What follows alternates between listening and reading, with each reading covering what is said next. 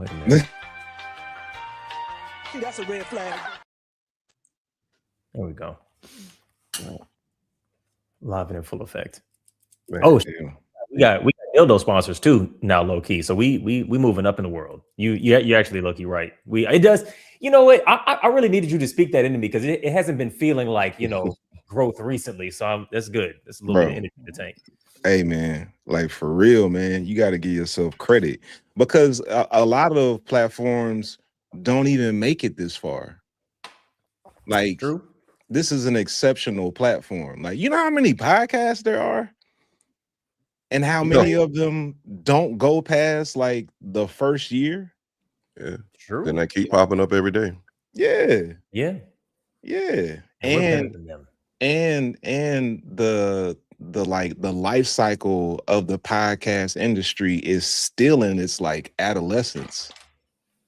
It's a new format, low key. Yeah. Y'all doing something significant, yo. I would love to do like a journalistic shit at some point. Like, cause this is, this format is kind of like talking head conversational. It's like improvisational to some extent, Yeah. And I've listened to some podcasts like wrongful conviction kind of stuff, where it's like they're going out to like a small rural town in Mississippi to uncover a wrongful conviction from like 20 years ago shit. And they out here like interviewing people in the streets, like getting death threats. And I'm like, maybe not that, but I'm like, wow, there's a lot that you could do with that. Like S-Town Serial, all those kinds of things as well. So what would your version of that look like? Because you just said something that was like vastly different from it's like if you were like, hey man, you know how LeBron goes out on the court and he be dunking and shit? We could do something like that, but nothing like that. Wait, so which part sounded like nothing like that? The whole thing you said sounded. What you mean? Okay, like I described a particular podcast. Yeah, let's take that out of it because I feel like we'll have a semantic argument. My question is, what does your version of that look like that's applicable to the brand that you've cultivated as creative director? Okay. Yeah, that question makes more sense to me. Like it would depend because maybe it wouldn't fall necessarily under, waving the red flag or this particular brand, but maybe it would. And like it could be anything like we want to interview scamming ass niggas. Like let's like create a little documentary podcast series where we go out and meet these folks. You know what I mean? You add voice filters for people who do want to talk, who don't want to, be known, ones who do, and go out and interview in person, turn it into a structured mini series, like 12 episode podcast. Follow maybe one particular guy. How did you get into it? What is this? Let's interview a professor who talks about why this matters, lawyers who were attached to it, all that kind of stuff. So that's basically the format. Like, and for context, I'm assuming you already know about this type of podcast, but it's just, investigative gonzo journalism style, structured podcasts. Mm-hmm. But that feels a little bit less dangerous than the like, because the Mississippi shit, like, for which one what was this one? In the Dark. I was like, y'all ladies are about to get killed. Like y'all are in Winona, Mississippi, trying to uncover the district attorney, like doing corrupt prosecutions in a racist town where people want to fucking kill y'all for trying to overturn this conviction. Like, and y'all are getting in people's faces. Like, so that's the part that I'm scared of. Yeah, no, thank you. Yeah. I've considered they doing real good work because they got that man out of jail. But I'm like, fuck, that's terrifying. Like, what they did should be done. Like, I admire them for their conviction. Mm-hmm. It's determined. No pun intended. No pun intended. That's my fault. I want to do video essays. You would be great for that. Yeah, I appreciate it. I just gotta, create the room in my schedule. I gotta like free up some space so I have the capacity to do it. Yeah, because I've been trying to work on like doing some of that, and I'm a medium to like decent editor, but I'm like, this shit kind of tedious. So I'm like, damn, you really got to sit there and do a lot to turn just talking into cool, adding clips from this thing and a chart from this shit, into something that is visually more than just hello everyone, this is my point, Yeah, absolutely. What would you talk about? So like one idea I had was to break down the connection between the pimping game and prosperity preaching. Amazing. Ooh, shit. And I was gonna Okay. use the song that Jill Scott and Too Short did on her latest album. So just breaking down like stuff like that. It would be in the realm of theology, Black culture, Black church history, popular culture, like how all of those things are connected. I'm a nerdy church kid with a That'd go seminary hard degree. as fuck. So Like, just as a set of things, because I'm just thinking, I don't even know if anybody is even really doing that. There's like a lot of academics, there's a lot of like scientists, there's a lot of sociologists, psychologists, like FD and Lil Bill and Johnny Harris, journalists and stuff like that. But I don't know if there's someone who's like, I am an expert in the field of theology and religion, and I'm doing video essays from like a more progressive, critical stance. But like I'm also like I'm not outside of it, because people talk about church, but they're not in it. You know what I mean? Mhm. I don't think nobody's doing that. Niggas ain't doing that, bro. Yeah, It will be cool. It will be cool. I just gotta, I gotta free up some space. Okay. Yeah. Hey, interview me. Like I want to be in one of these video essays. Dope. We're gonna make it happen. The resident atheist. Yeah, I'll be like, hey, this is what I think. And you gotta bleep out parts of what I say. Yeah. We'll make it happen. Definitely. Okay, man. Oh my gosh. But yeah, man, it's crazy because Kristian, I'll be seeing you all over Instagram as well. So just to give you your flowers, you've definitely been growing. I've been seeing you with a lot of different content creators. And I swear, like, I don't know if our algorithms is like very similar, but every other video I see, either you like got a heart over it, or like either you like, what do you call it? When you retweeted it or repost. it. Yeah, like, so I appreciate that. First of all, been putting in a lot of work. Like over the past year, we've like doubled our output as far as short form content. So that has really helped to expand the reach. And before I got into the digital world and I was an entrepreneur in the physical world, like I do a lot of networking. So I go to networking events. I was a part of like business clubs. That's kind of how I grew my clientele and my clothing business and just grew my network. In the digital space, I just try to like transfer some of those skills into the digital space. So being in people's comments, resharing their stuff, to me, that's digital networking. It's like, hey, I see this, I'm co-signing it. Yeah. It creates connectivity in the digital space with people. So if there's an opportunity down the line to connect or maybe collaborate, I'm not coming in cold because we've had interaction already. They've seen you share them. Yeah. That's what that repost button is for, low key, of like, because sometimes you're seeing stuff because it's like, oh, Kristian saw this and he thinks it's worth sharing. And so I've found out about it from your feed, essentially. Exactly. And it's like, oh, okay, cool. Now I'm connected to that through you. And then I go, oh, maybe we should work together. I should do something. Yeah. That's absolutely good. The collaborations are really good on Instagram too. Oh yeah, no, I'd be inviting. It's just 17 different people into this shit. Yeah. The collaborations are great. Shoot, I find like, I don't know, Eddie probably have like a different take on this, but it feels like with us, like our reach on Instagram feels like a bit more tougher to get, like versus like a TikTok. It's like low key both are like, I don't know, like our TikTok reach ain't crazy, like, because TikTok isn't like it's not a newsletter, you know what I mean? So it's like you could have 500,000 subscribers, but you're still, them followers are not followers. Those are just people who press the follow button. Seriously. Which don't really mean anything about whether or not your content reaches them. So like we up at 100K on some of the channels that we have like associated with me or the pod, and it's like, cool, you share something, 100 views. You know what I mean? So it's not.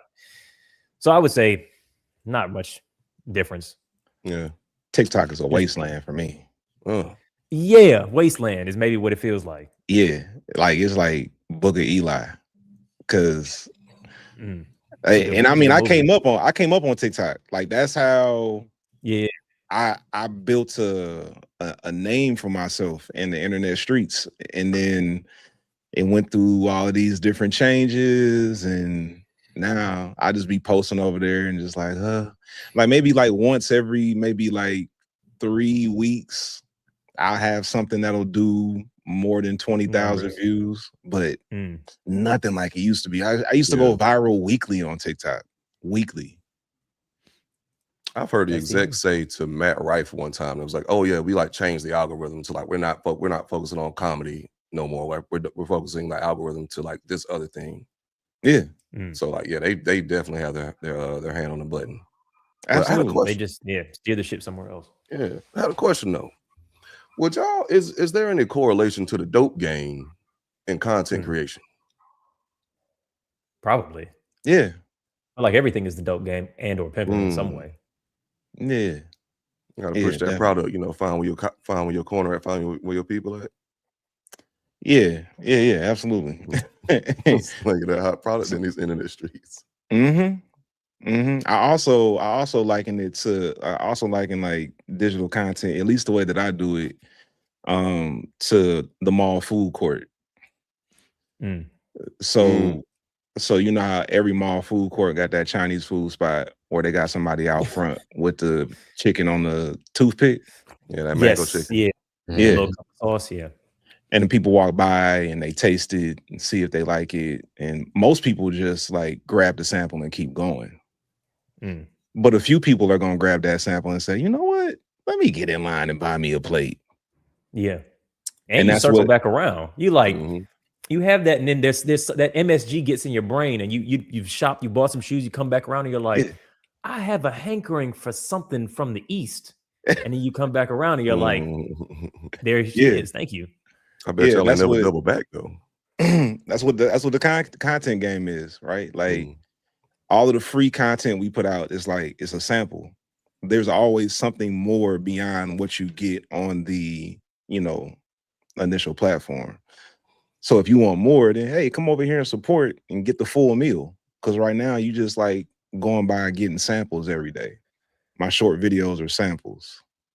And then when you come into Patreon, that's the full meal. And you gotta chef up more dope. Yeah, so like for us, just so everybody is on there, if you want those full meals, make sure that you join the Patreon or become members via YouTube so that you can get those full, non-chopped up meal experiences. You know what I'm saying? Yeah. Yes. Exactly. You want to get it pure? Patreon. Yeah. First 20 minutes is free. You want the rest? Come around the corner. That actually might not be true. So I'm just saying, I want to validate that before you just put that out in the world. First approximate 20 minutes is free. Well, asterisk footnote. With that being said, welcome everybody to Waving the Red Flag, the universe's favorite and number one big up your brother and prosperity preaching podcast in the entire universe, and also the Eastern Hemisphere of the globe. It's your boy Josh, it's your boy Eddie, and of course it's the magnanimous Alvin, and it's Waving the Red Flag. But of course tonight, my brothers and sisters and they, thems, and all of us in the chat, we got the illustrious, none other than Kristian A. Smith. You've seen him on your internets. You've seen him around the way. You've seen him in the pulpit. You have seen him shutting down folks on the internet, giving them the true lessons on the Bible and Christ. Kristian A. Smith, back for the fourth time again. Let's go. Let's go. The illustrious. I love that word. I don't think anybody's ever said that about me. Hey, I can't even imagine that. You're very illustrious. Get used to it. That's crazy. I'm glad to be here. Illustrious. It's been a while. I'm glad to see. I went to the YouTube channel and saw the description. It said elevated barbershop talk, and I remember when we had that conversation. You did. That's all you. That's all you. That's all you. That. It's very because nobody because we were trying to figure out what the brand is, and it's like it's kind of it's an offshoot of what Brilliant Idiots was doing before, which is like cool, but they're like stupid but kind of smart. But we're like, all right, we got real academics on the podcast. You know what I mean? So what is this? Yeah, y'all smart. There you go. Yeah. Y'all smart for real. We go. Just a little bit stupid. We fake stupid, yeah. All right, gentlemen. What are we talking about tonight? We got a couple. We got a couple good ones. Yeah. You know what? I think I find this like sexless marriage thing real interesting because it feels like it, or like the contract of marriage, or just that idea of it. Like it feels like it's hitting something big in the ether. Like women are checking out of marriage, men are checking out of marriage. People are having a crisis about what does that mean, and everybody's lonely, and nobody's getting dick, and nobody's getting pussy, and some people are like, yeah, I'm fine with that. Yeah, it feels like there's some big renegotiation of marriage. Absolutely. I think there needs to be like a re-examining of marriage for sure. And Yeah, culture is changing. Yeah. Yeah, culture. Sorry. Go ahead, Josh. No. Please, you. Yeah, I mean, I've been saying this for a while. Like, there are too many people in the 21st century who are treating marriage like it hasn't changed since the mid 20th century. Like, you know what I'm saying? Like, and then also, I mean, if you go back, even the misdirection with making people think that they're in biblical marriages. Like what? Like women were property in that culture. Marriages were arranged. They were polygamist. You could have as many wives as you could afford. Yeah. As you can afford is a crazy way to think about forming what we now consider to be romantic bonds. Hey, shit, as many as you can buy, that's how many you can get. They still have that mindset to this day. Like in certain polygamous situations, it's like if you can afford multiple wives, go for it. Yeah. Okay. And I mean, hey, if that worked for you, I mean, I'm not judging. But you get a scoop like at Whole Foods. Cool. All right. That's why like the monarchs and the kings all had multiple wives and concubines because they could afford them. They were the monarch. And money was tended to be towards men, so it wasn't the other way around. Yeah, because women were like literally property in the biblical context, right? So that type of thinking carried over into all the way into the 20th century, like with the whole concept of the concept of who gives this woman away. And in our marriages, in the modern context, that whole part of the ceremony, it goes back to an era where women were property and they had to be given away. It was a transfer of property. So that's why we have situations where the father of the bride has to give her away to the groom because it's a transfer of property. Yeah. Now in the 21st century, women got upward mobility. They making more money than men a whole lot of times. Who giving who away? They doing their thing. I want to be given away. That's crazy. Yeah. My mom got to give me away too. You know what I'm saying? So trying to approach romantic committed relationships with the same mindset as our parents and our grandparents is just wildly out of touch. Can you speak to how the ways that you think that model expresses itself in modern dating conversations that's fucked up? Like, cool, women were property. That's the way that they were thought of.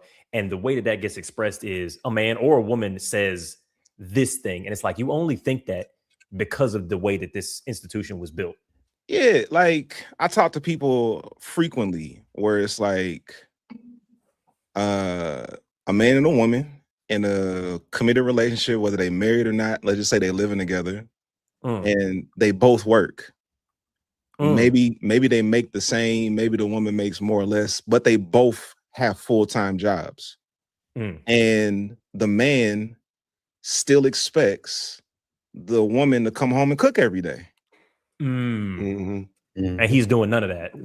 Yeah, like he want her to work and cook and clean because that's a woman's role. But that made sense when the woman was at home all day and you could provide for a family of 6 on one salary, right? Right. Like which is what she paying half more or more of the bills.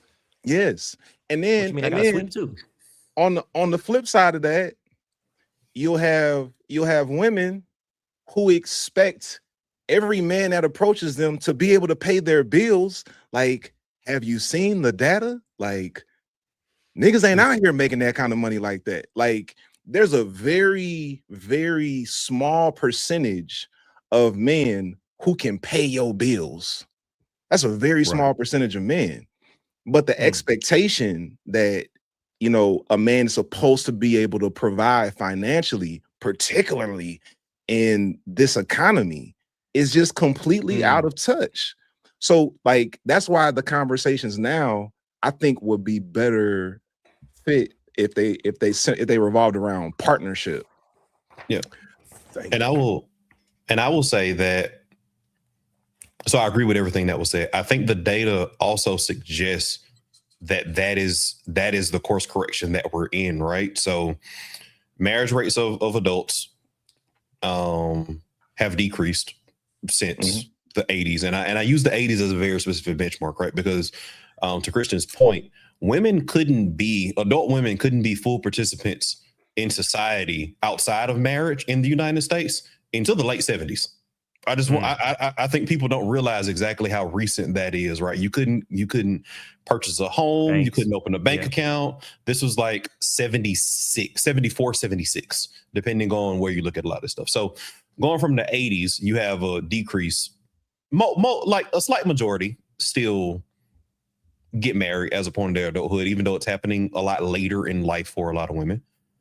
But what you see is a pretty drastic decrease in divorce rates since the 80s as well. So the marriages that are happening are more solid. They're also concentrated a bit more in people with higher education and higher income. So these are people that are actively making the choice to do it. Whereas in the past, it was very high because people had to do it for resource pool and management of that perspective. And again, it's a boost for men from an economic perspective. And at that point, again, for women, it was like, this is the only way I can be a full participant in society in some facet, even though, again, to Kristian's point, they were still largely at the outset of that at the whims of their husband.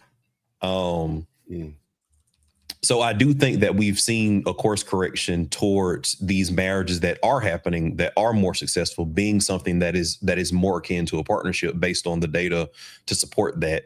And I would also say that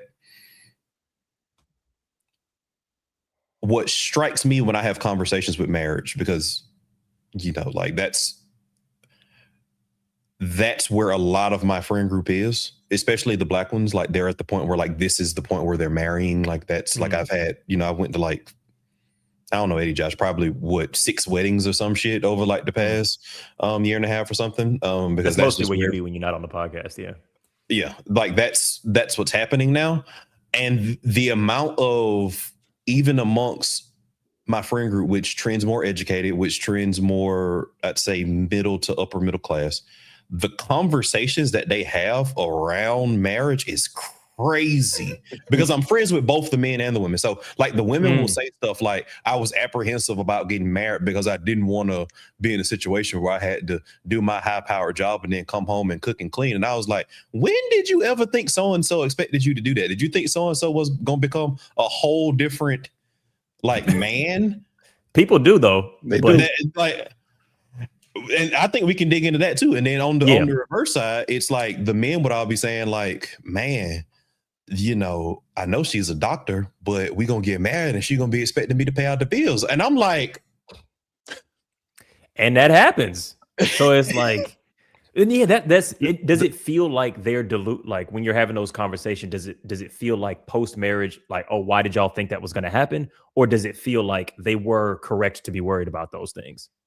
If it feels in those, and I don't have data on this. Again, this is now me shifting from data-driven conversation to anecdotal conversation. Just want to make that with your homies and homegirls, it very much seemed like delusion in their context. Okay. Yeah, like you've been with this person for 10 years because again, these are you know, true. They've been living together. Yeah, they've been living together. Y'all don't went to college together. Y'all don't went to grad school together. Y'all don't went to med school or law school together or some shit. And then now you give you a ring, take your shoes off, get in the kitchen. It was like where are you thinking that's coming from? I guess like, but I think that fear comes from like the expectations might change when you get a ring. Mm-hmm. And I think a lot of people have that subconscious like train of thought with like marriage. Well, what Born the Raven said, it sounds like poor communication. These are conversations that people can have. It's not like this stuff can't be known. Like you can talk. We can have a conversation about, hey, Mhm. what does it look like for us to do life together? Like, let's talk about what has to happen in order for the house to, function smoothly. Somebody has to pay the bills, somebody has to wash clothes, somebody has to do maintenance, or at least make sure maintenance gets done. Like, these are conversations that people should be having. But so frequently we're socialized and programmed to just go into basic assumptions that we think the other person has too, when we could just talk about it. And also, just one thing to Alvin's point, what using the 80s as a starting point for this shift. You know how we talk about in the culture how like there's so many women-owned businesses, like women are like the fastest growing sector of entrepreneurs. Well, I was born in 84. And when I was born in 84, a woman could not get a business loan unless a man co-signed. Yeah. Like, that's how recent this stuff is. A woman could not get a business loan without a male co-signer until 1988. That's crazy. Yeah. Like, the culture has changed drastically, and we're still bringing 1960s marital expectations into 21st century dating situations. It's wild. It does a little bit feel like, yes, individuals can have conversations, and that's good, and they should. And our platform is one where we encourage people to do that. But, people have limited bandwidth in their mind. You know what I mean? You're tired, you're exhausted, you're going to a job. And so we use like culture as a shorthand, Like when I say a word, you know what that word means. We don't have to have a whole long discussion about what the word means. We come from a shared socialization. And so marriage feels like one of those. Like when I say, I'd like you to be my wife, we don't have, a 3-day long discourse about what that means. We should, though. I agree. Yeah, but the process, no, but that, I don't mean that to undercut my point. My point is like what we're saying when we do any kind of proposal is going, I would like to present this idea to you and all the things that it implies. Right. And one of the problems is all the things that it implies are in the process of being renegotiated at the social level. So I guess I'm just kind of giving people a little bit of grace about like, yeah, wife means a word, husband means a word, and we're in the process of redefining it. I can't fault people for using the definition that they've been socialized into. Like the women that are asking those questions, Alvin, the men who are asking those questions, is like, that didn't come out of nowhere. That's decades and decades of, and it was centuries low key of, this is what this institution means. And so they're not going to remake up a new definition out of nowhere, I think the thing that I find really weird in those conversations, particularly in the context of my circle, is that these people have broke down so much societal barrier in every aspect, but you hang on to marriage as your vestige of tradition, right? So for example, again, I'm having these conversations with women that are doctors, lawyers, business women, like almost entirely women of color, almost entirely Black women. And like you've broken down all these barriers, and like you're doing things that are clearly flying in the face of all the things that you've been socialized to do, not only as a woman, but a Black woman in particular. And then Black men from that perspective, again, same thing, like the numbers in terms of, Black people in these spaces is paltry for very structural reasons. And you've broken down all these structural barriers from that perspective. But this is where you draw the line. You were like, nah, like the whole world was against me to be a doctor. And I broke down this barrier based on where I came from, based on the structural oppression from an academic perspective, based on all of the shit against lower income people trying to be a doctor of any race, but particularly important in terms of low income, underrepresented minorities. But marriage is where we got to be traditional and got to do that. Seems odd to me. It seems incongruous to how they do everything else in their life. I'm sure there's an answer, and I don't know. You might, and Kristian, you might also have some thoughts here. To me, when I see like millions of people do a thing, I never attribute it to a million people simultaneously decided to have critical thought. I'm like, there was a law that was changed somewhere. There was a movement that happened somewhere. There was government funding that wanted to get, half, reintroduce half of the workforce so that we could have, both parents work, things like that, like big things that moved. And so I'm wondering if it's not so much that a bunch of individual people decided to break down shit in their life. It's like there has been a top-down incentive for women to work and to be able to kind of have those conversations, but that same thing hasn't happened for breaking down marriage and the gender shit associated with it. And it's still like, no, I'm just a girl. Like, yes, I'm high-powered. I want to be independent. I want to have X, Y, and Z, but I'm still just a girl. I want the white dress. I want the ring. That is bigger than the individual. Question mark, if that makes sense. Yeah, this is like the cost of freedom. Freedom is expensive, right? What the whole like feminist women's rights movements are about women having the option to live their life in whatever way is meaningful to them. So it doesn't necessarily mean that all women want to go out and work, but women just want to have the agency to choose what they want to be. So That's now, right. you know, there are some women who they want to be a mom. They want to take care of their family. They're not trying to go out and be in the corporate world and do all of that. And that's their choice. And then there's some women who want to go and pursue their career. And some women want to, you know, find a balance. But that level of freedom, all of these options that now exist require greater responsibility. Because before, when everything was just in a real strict binary of gender roles, you didn't have to think that much. It's just, we get married, you know the deal. We don't know the deal anymore. You know what it means, yeah. Yeah, we the rules. Yeah. yeah, we've broken all of those rules. So now we got to start having some real adult conversations about what it looks like to be in relationship with each other, because everybody don't have the same expectations. And to the extent that some people think the way that we are socialized is just the natural order. That's how deeply ingrained it is. There's not even any thought to question it. Like, some of us are so thoroughly socialized that we believe, yeah, everybody is supposed to want to grow up and get married and have a big wedding and do the whole shebang. Not really.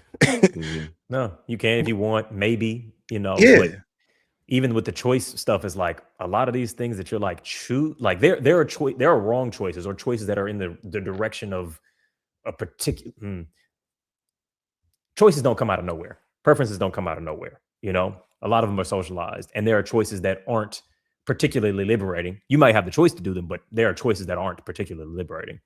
Yeah, absolutely. Yeah, I mean, you hear it all the time. Like, people say, "Oh, that's just what you do," and it's not. It's what you do because we've been socialized like that. It's a part of the culture. But but if you go into different cultures, they have a different idea of what you just do. Yeah. So every culture has its own idea of what you just do. And we're in this like really like pluralistic society where everybody's deciding what they want to do. And so it's not gonna be like this clean cookie cutter thing where now, like in our grandparents' generation, men were expected to be financial providers. And now you have a lot of women who don't necessarily need a financial provider.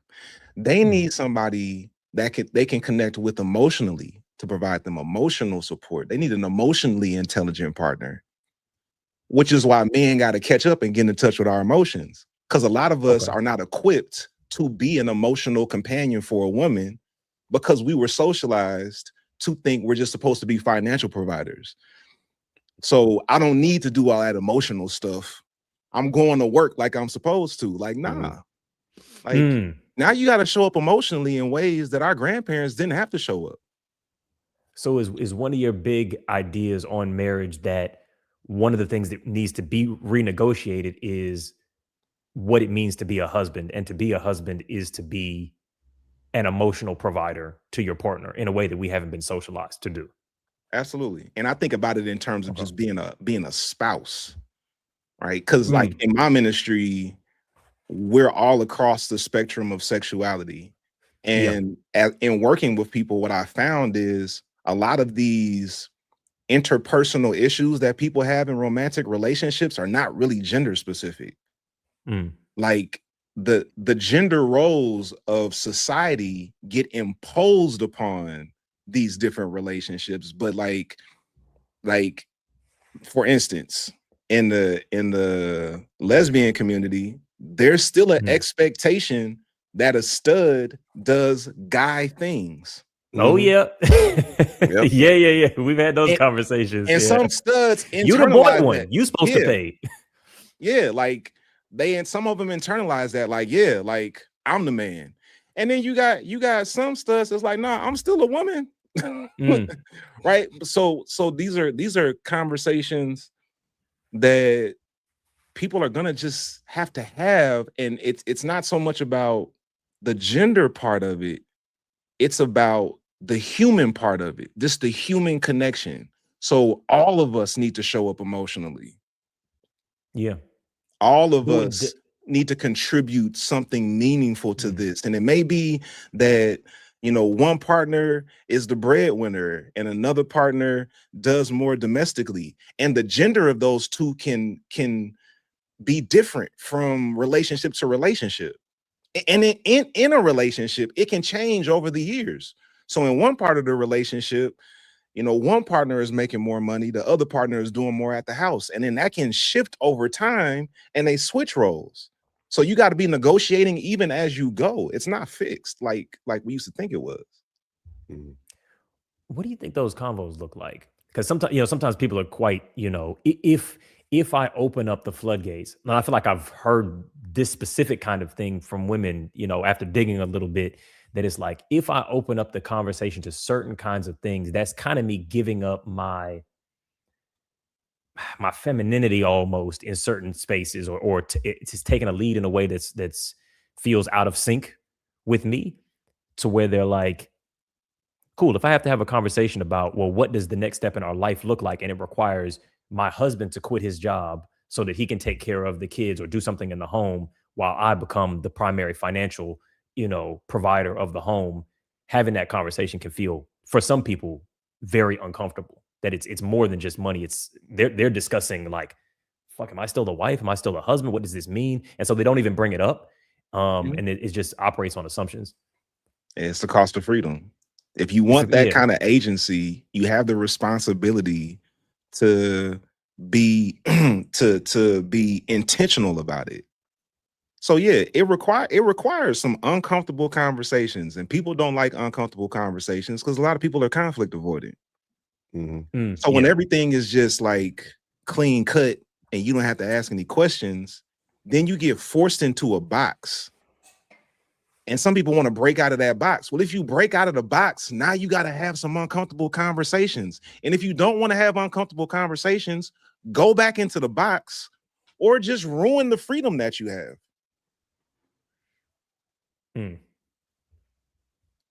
And I think Josh, you want to jump in?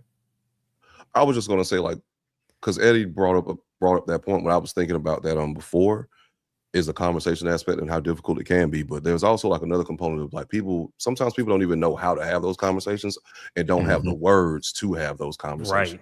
Right. You said that much better than me. Yeah, that's what I was. Yeah.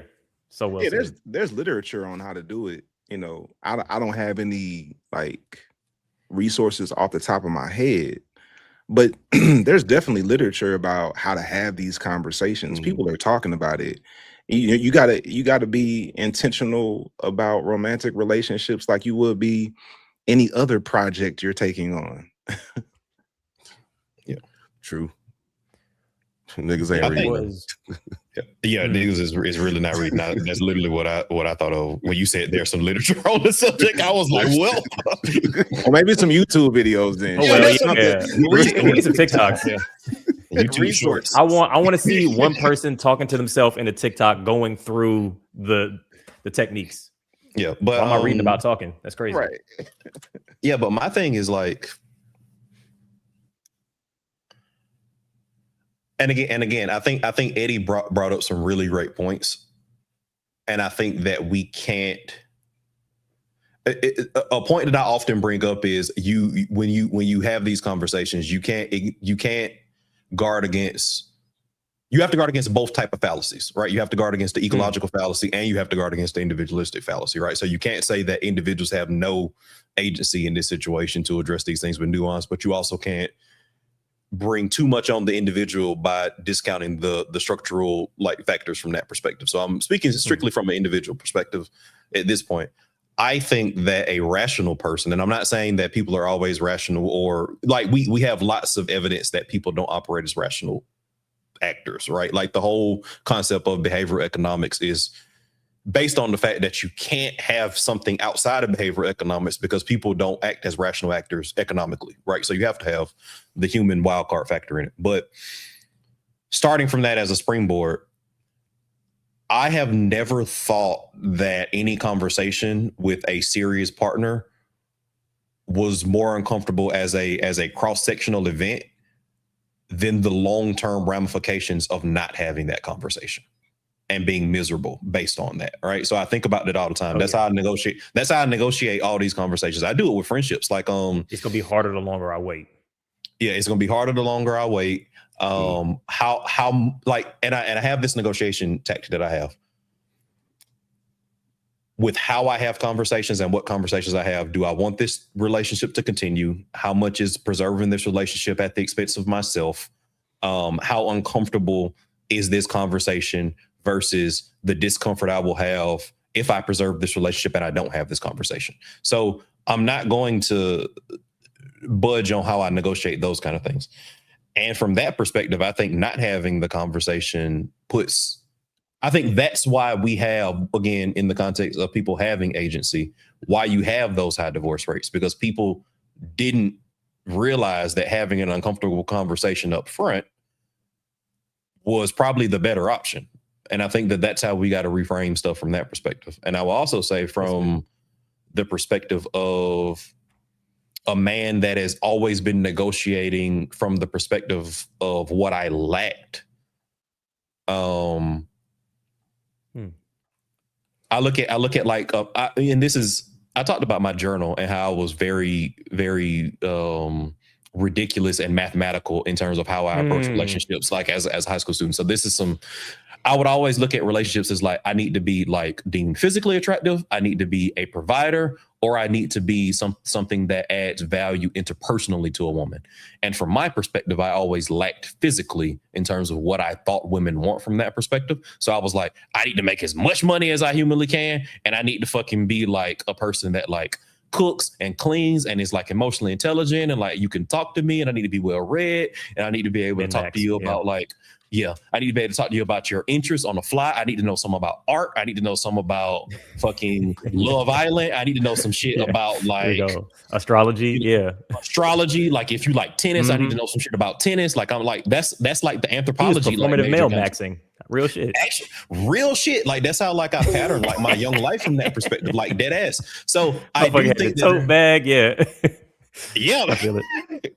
I gotta read the New Yorker. I gotta fucking read the New Yorker and Essence and fucking. He's wearing glasses. He don't even need glasses. It just makes me look more approachable. Yeah.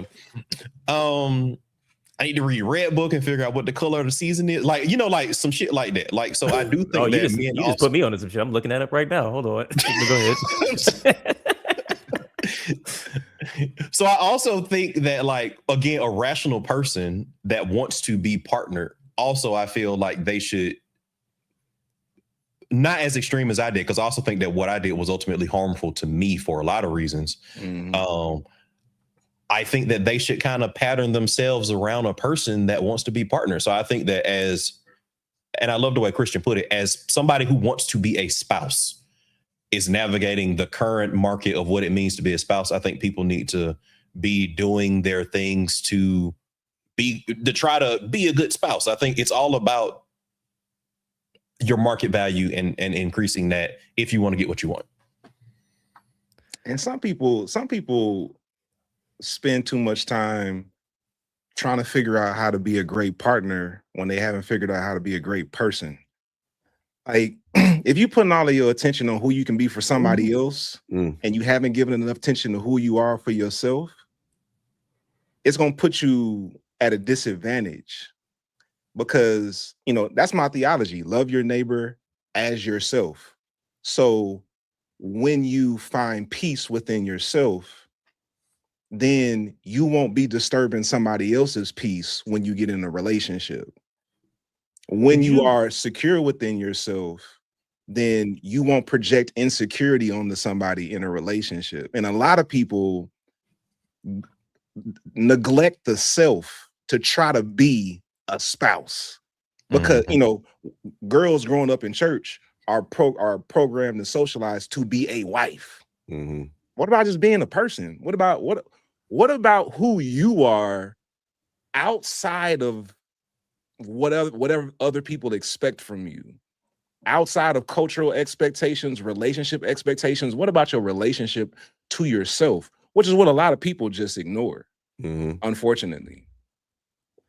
What does that look like to you specifically? Like, and maybe not specifically, but like examples, because I'm wondering about, like, are we talking about, you know, your hobbies? Are we talking about your interests? Are we talking about, you know, self-care by taking a bath? I think that sort of helps me clarify what are the kinds of practices a person might have to focus on knowing and caring for themselves that then have some knock-on impacts in an actual relationship.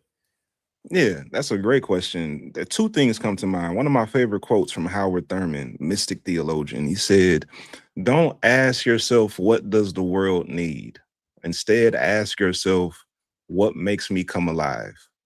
Because what the world needs is people who have come alive."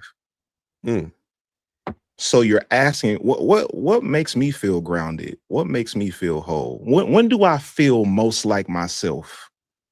When do I get to really take off the mask and be who I am? What does that feel like? What's going on? What are the circumstances that allow me to be that? How do I create more of that around me? And then in our community, every Monday in Patreon, we do something called Mood Monday, where we all take a look at an emotions chart and we all identify what emotion we feeling right now. Because part of loving yourself is paying attention to yourself. And a lot of people are out of touch with their emotions because they don't know how to name them. They don't know what they're feeling. So some people got to get into the practice of being able to identify, what am I feeling? Where is that coming from?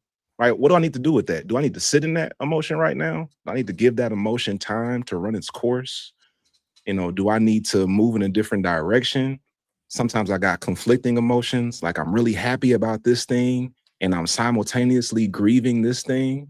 And here's a beautiful thing that I learned getting more in touch with my emotions. I learned how exhausting emotional labor is. Oh, that was such a blessing. When I learned how emotional labor physically exhausts me, I could give myself more grace. Because, you know, I'm a creative, I'm a producer, I'm gonna get out here and make shit happen. Boom, boom, boom, boom, boom. But when I've done a lot of emotional labor, my creativity can't function at the same level. So before I was really in touch with how I felt, and before I was in touch with like the amount of emotional labor that I was doing, I would be hard on myself because I can't produce. When really what I needed was to rest. So getting in touch with how you feel is a major, major component to just being a whole person.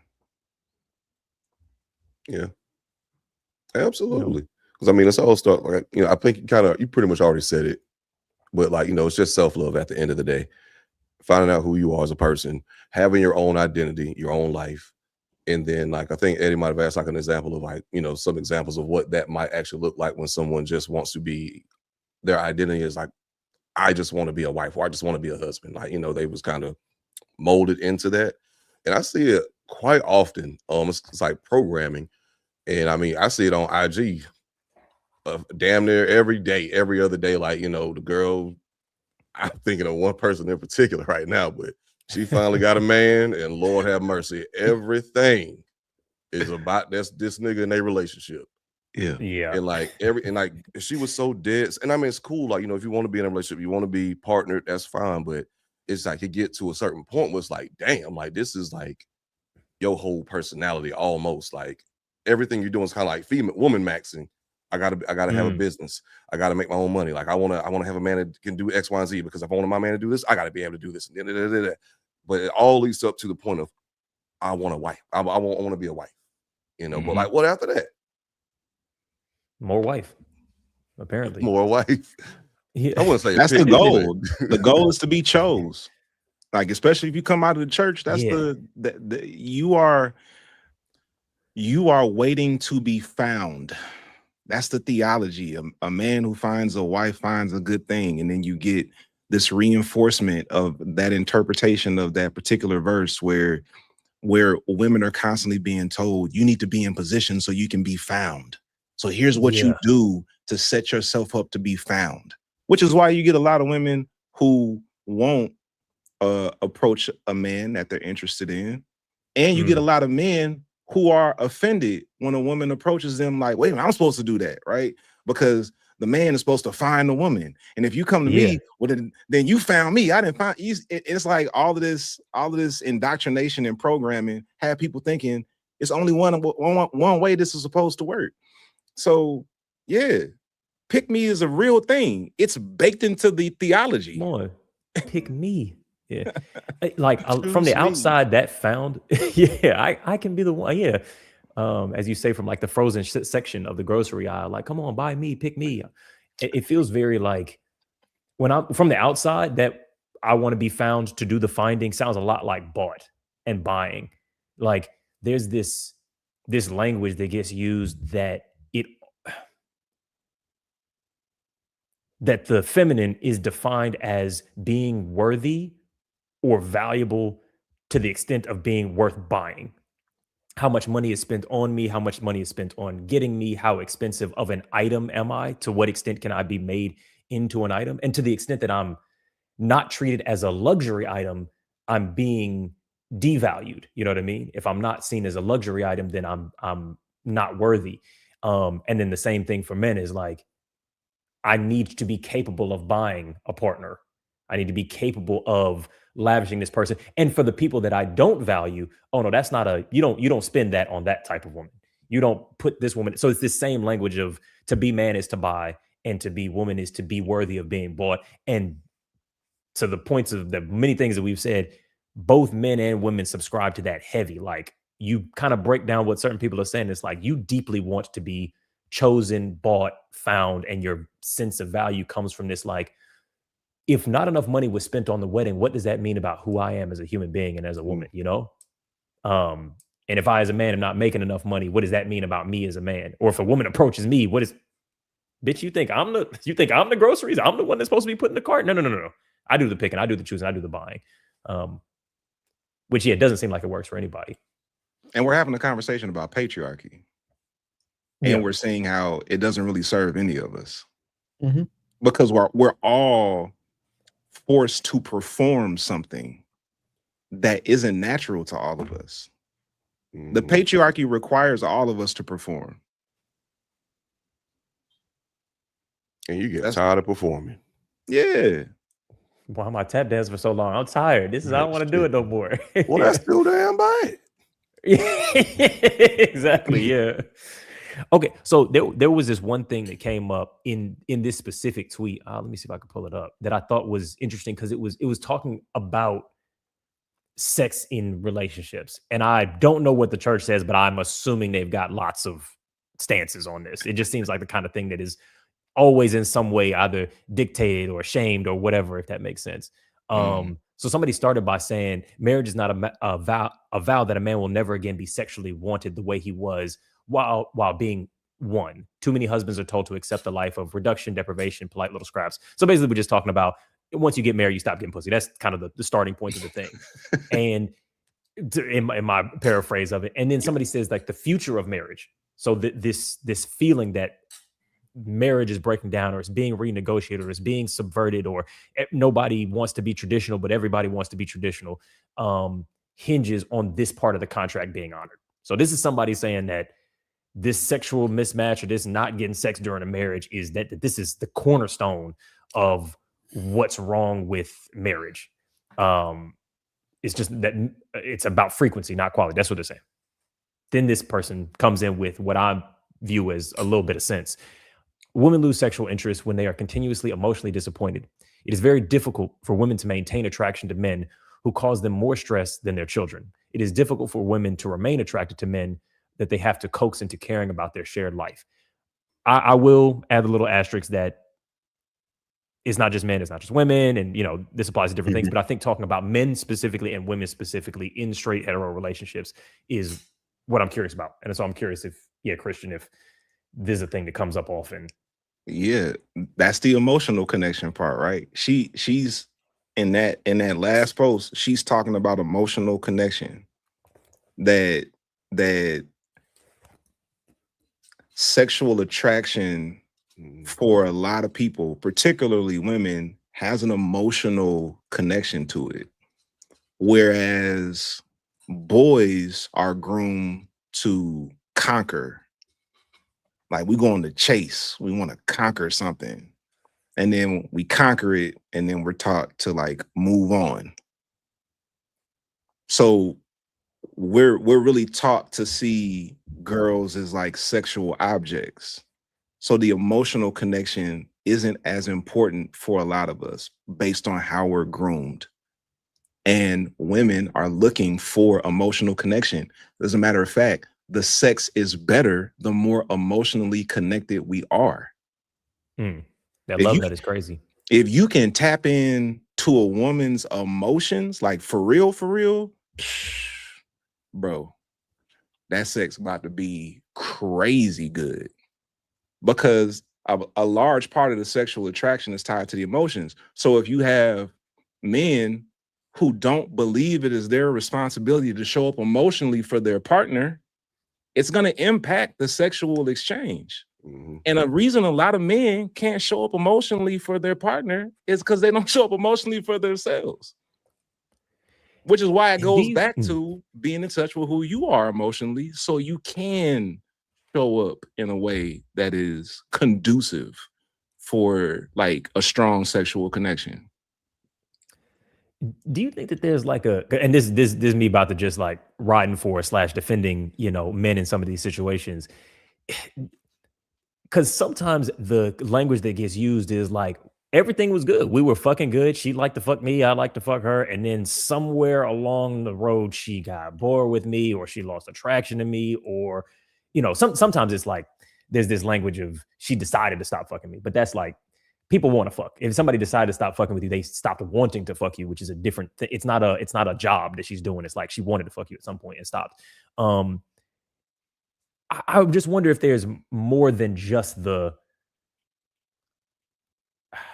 there something that changes?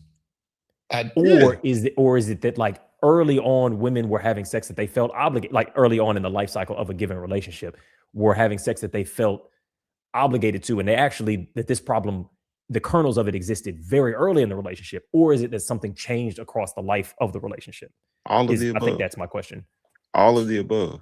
It's not a either or. It's a both and, right? So what you just said is true, right? What I just said is true sometimes. And then we also got to consider the impact, trigger warning, of sexual trauma on people. Okay. So statistics show that at least 1 out of every 3 women have been sexually assaulted or coerced during the course of their life. And that is a very conservative estimate, because most sexual violence goes unreported. So the impact of sexual trauma on how somebody shows up sexually is massive. It is massive. And that can wreak havoc on relationships. So imagine how many relationships have stifled sexually because there's unresolved sexual trauma. Because it might be 1 out of every 2. Or it might be higher than that. So imagine if 50% of marriages right now are trying to navigate the residue of sexual trauma. Like, there are all types of reasons why this is a struggle in marriages. It's not just one like silver bullet answer. It's a myriad of things. Could I get you to speak to, oh, actually, sorry, Alvin, you were about to say something a second ago. Yeah, I was going to say that there is the aspect, and I'm not saying that this is a huge percentage, but it is a percentage of women that themselves have been indoctrinated into the patriarchy, and their inability to emotionally connect is tied to the level at which their man or significant other can perform the patriarchy. So like the concept, and again, this is a lighthearted example of it, but I think it's there are darker aspects to it. The aspect of the ick is what I wrote down, right? So yeah. your ick can be something that Right. like this man can no longer perform masculinity in the way that I think he should based on a patriarchal view. He could be a great guy.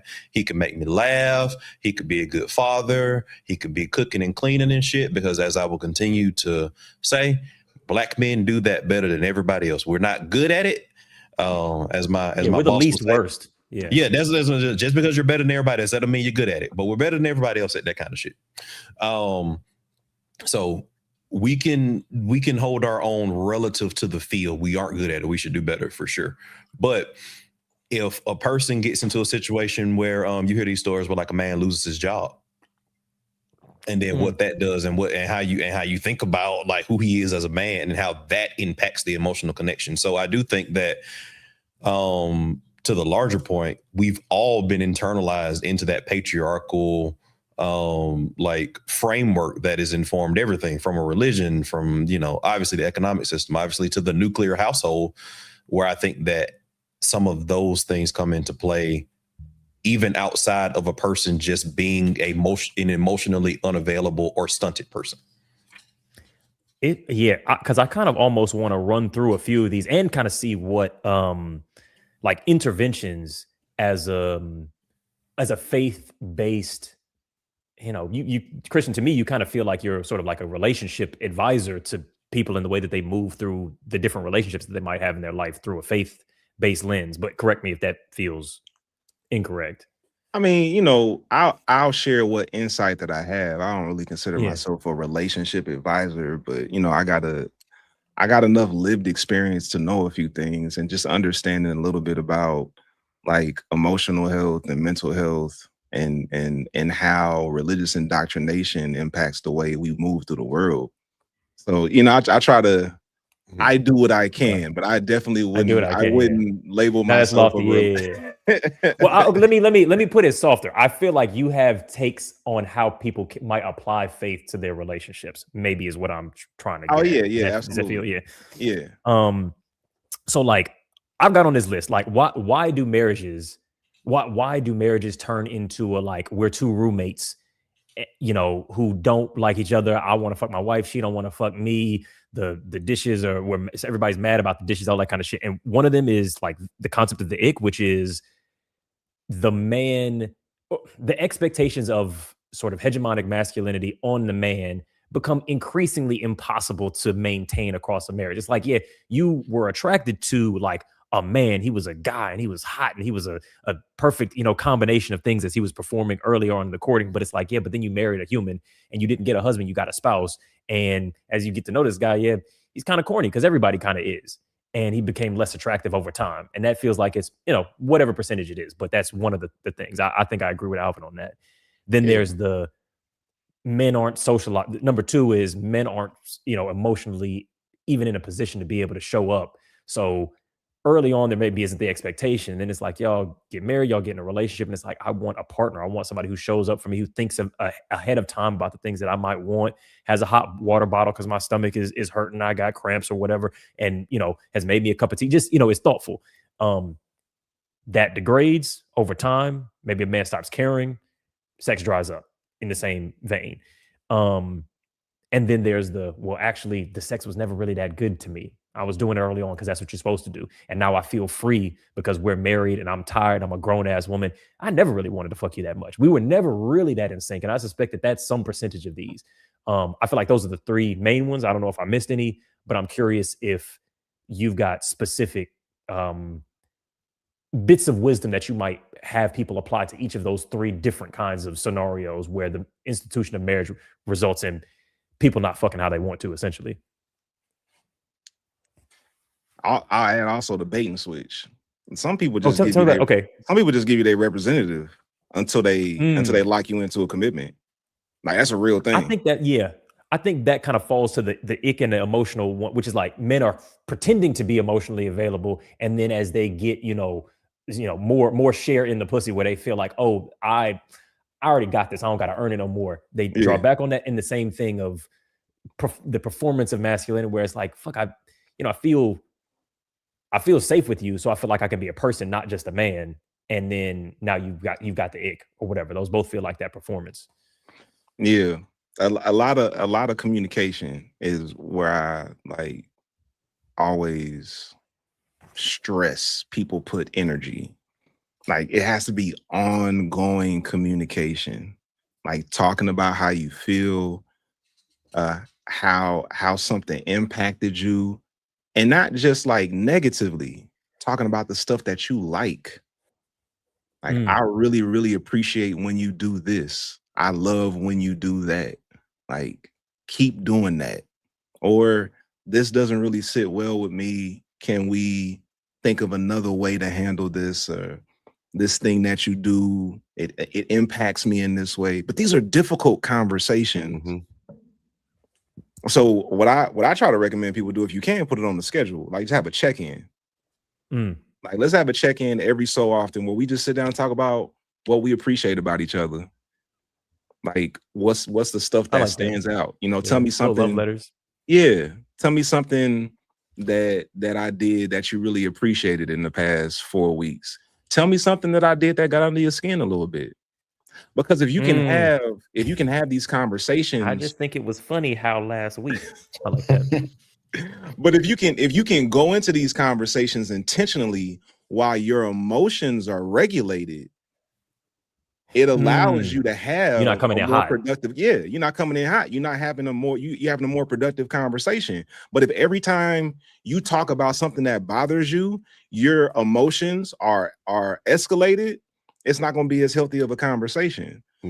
So I always start with like intentional communication. Put it on a schedule. Like have a rhythm. We're going to check in every so often and just see how things are going.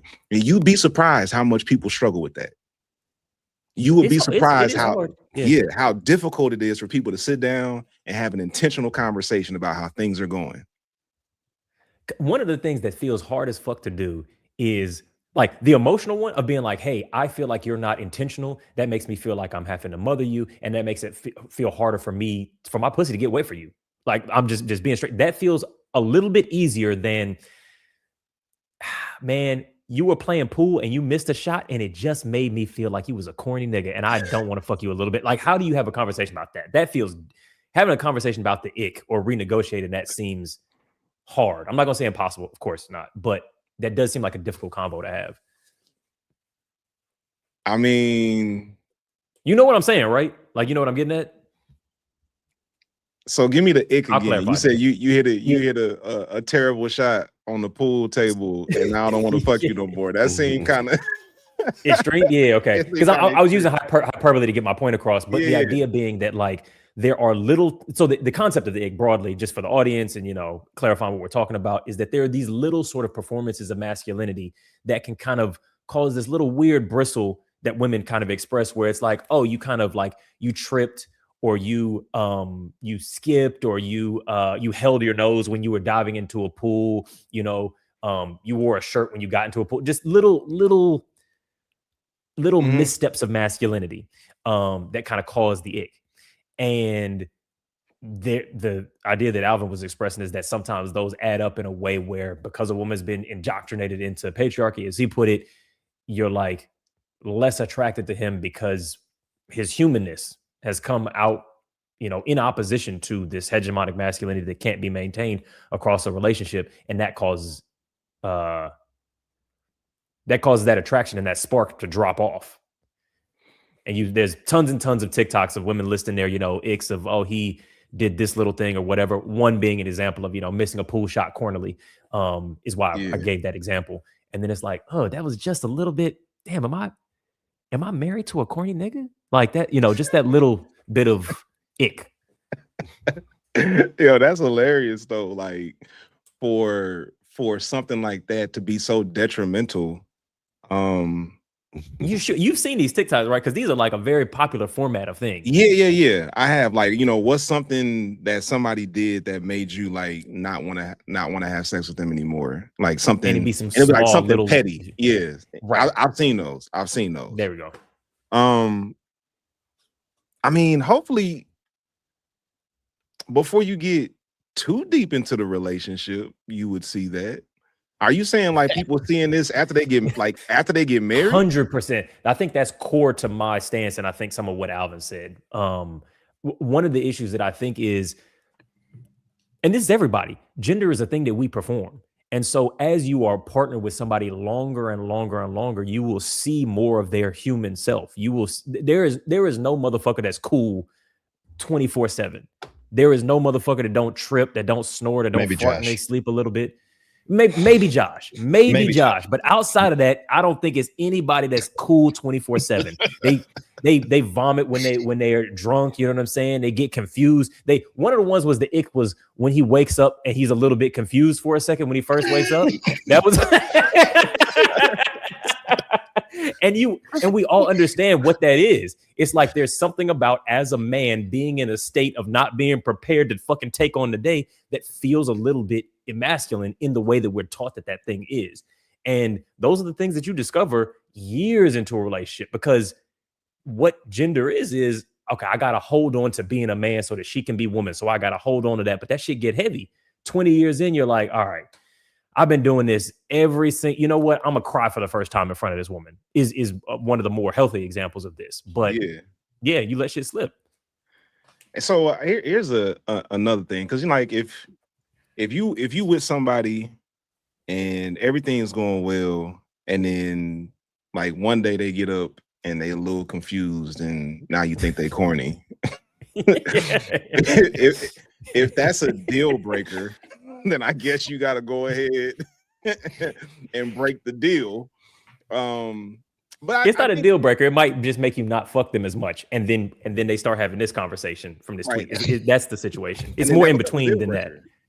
Yeah, and then like that can become the deal. Like if I do something that is seemingly minor, and it make you not want to fuck anymore, but like that's really important to me, it's probably gonna ultimately become a deal breaker. Mm-hmm. And I think, and I know this is gonna sound real like blasphemous and heretical, and that's why we bring you on here, brother. I think we got to get over marriage lasting for a lifetime. Thank you. All right now. Okay. There we go. Yeah. All right. Marriage license. Renew your marriage license like you renew your driver's license. Every 5 years. Yeah, Alvin, you've been saying that for some years, haven't you? That's what I'm saying. It's a movement now. It's a movement. Yeah. Our numbers grow daily. Yeah, that's great. No, I like the idea. It's like you're my life partner for this chapter of my life. You're not my life partner for all of life. Don't get me wrong. I like the idea of someone holding your hand through to eternity. I like the idea of that. That doesn't necessarily have to be your romantic and sexual partner either, though. I think lifelong friendships are things that are very undervalued in this conversation. But I love the idea of like, let's renew these vows every 5 years, and if not, the contract naturally dissolves with no stress, you know? Yeah. Like it's very rare for somebody to be married 40, 50 years. Those are the exceptions, not the rule. When you meet somebody and they're like, yeah, we've been married for 45 years, you be like, really? Wow. But what's the secret? Yeah, what's the secret? Yeah, you asking them what's the secret, which is crazy. Yeah. Because most people don't. Yeah, and that's fine, right? Is what you're arguing. And we beat ourselves up for not being able to see it all the way through until death do us part. Well, maybe we should like just lower the stakes a little bit. Ooh, okay. Because this feels like a real, like this feels like the most salient. It just clicked in my head of like this solution for the marriage contract or the breaking down of attraction is just, you know, even if you're faith-based, is like, stop. Do a different one. Change track. Cool. Like the sex dried up in this relationship. All good. Have a good one, ma'am. We've concluded our contract. Let's do another one. I also think like, and what I wrote down is I think core to what was something that Kristian was talking about is I think people need to get comfortable with longer courtships. And we've talked about that pretty extensively on this podcast. I think there's still a lot of people. There's still a lot of people that think that I should want to marry you and we can be all happy after a year. Quote Aziz Ansari, sure. There are sweaters that I've had for a year, and then I wake up one morning and I'm like, I fucking hate that shit. I don't even like this sweater. Yeah, I don't even like this. I'm trying it out. So like, 65-day tryout. So if you have a longer courtship, then you've seen all of the icks, right? You've seen people through multiple seasons, hopefully, and then you know whether or not these particular icks are deal breakers. So I have icks, right? And I actually know what they are, so I look for them like specifically. So I hate you. This is a TikTok trend too. The whole like I'm a woman, so when I'm with my man, I can completely turn my brain off. If any woman ever says that shit to me, I'm like, this is like disgusting. Done. Like I'm out. If you're just like I can be singing, 1,000 miles. Yeah, that shit is super unattractive to me. Like I also hate, and as an extension of that, I think it's really unattractive if somebody wants me to solve all of their problems. I make it very clear that like I am not your. Like I'm not paying all the bills. I'm not solving every single financial issue that you have. Like, so any hints of anything in that realm of like me being your savior in that perspective, ick, done. And I know that up front. I look for my icks. I look for those things, and you'll see them come out. Like you'll see the quote unquote human side, as we keep calling it, come out if you're with somebody over multiple seasons, and you'll see what your deal breakers look like when they manifest, if they manifest. And I think it allows you to make a better informed decision. I like that. How long do you think? Because I that's something that I've been thinking about a lot, to where I like wrote it out. I remember like I've written this down, like these very granular relationship steps. And I understand when I write this kind of stuff down, you can't control or sort of put things into like a clean Excel spreadsheet box, but I find it very useful setting markers for the kinds of things that might happen in a, like in sex, you talk about bases or whatever, but like they're almost like emotional bases of like, okay, cool. At what point are we spending more than 3 nights together in the same home? At what point are we cohabitating? We've been cohabitating for 6 months, but have we traveled together? Or at what point do we say, you're my partner, I'm your partner? When have I met your parents? When have I met your friends? Have we owned a pet together? All of these little like experiences that we might share together. And I've measured it in that way, as opposed to years. Because maybe we could speed run a bunch of shit, and I'm like, cool, I kind of know how you are in a bunch of different seasons, but that has its own drawbacks. I'm wondering if you have any way of approximating how long you think a courtship ought to be for people in general, and then for Alvin specifically. For people in general, I always say 3 to 4 years. Okay, that's good. Cool. I think to your point, it can be faster depending on how life be lifing. Depending on where you are. COVID years are different. Like if you've done a bunch. All right, cool. And there's definitely like relationships that I've had where like,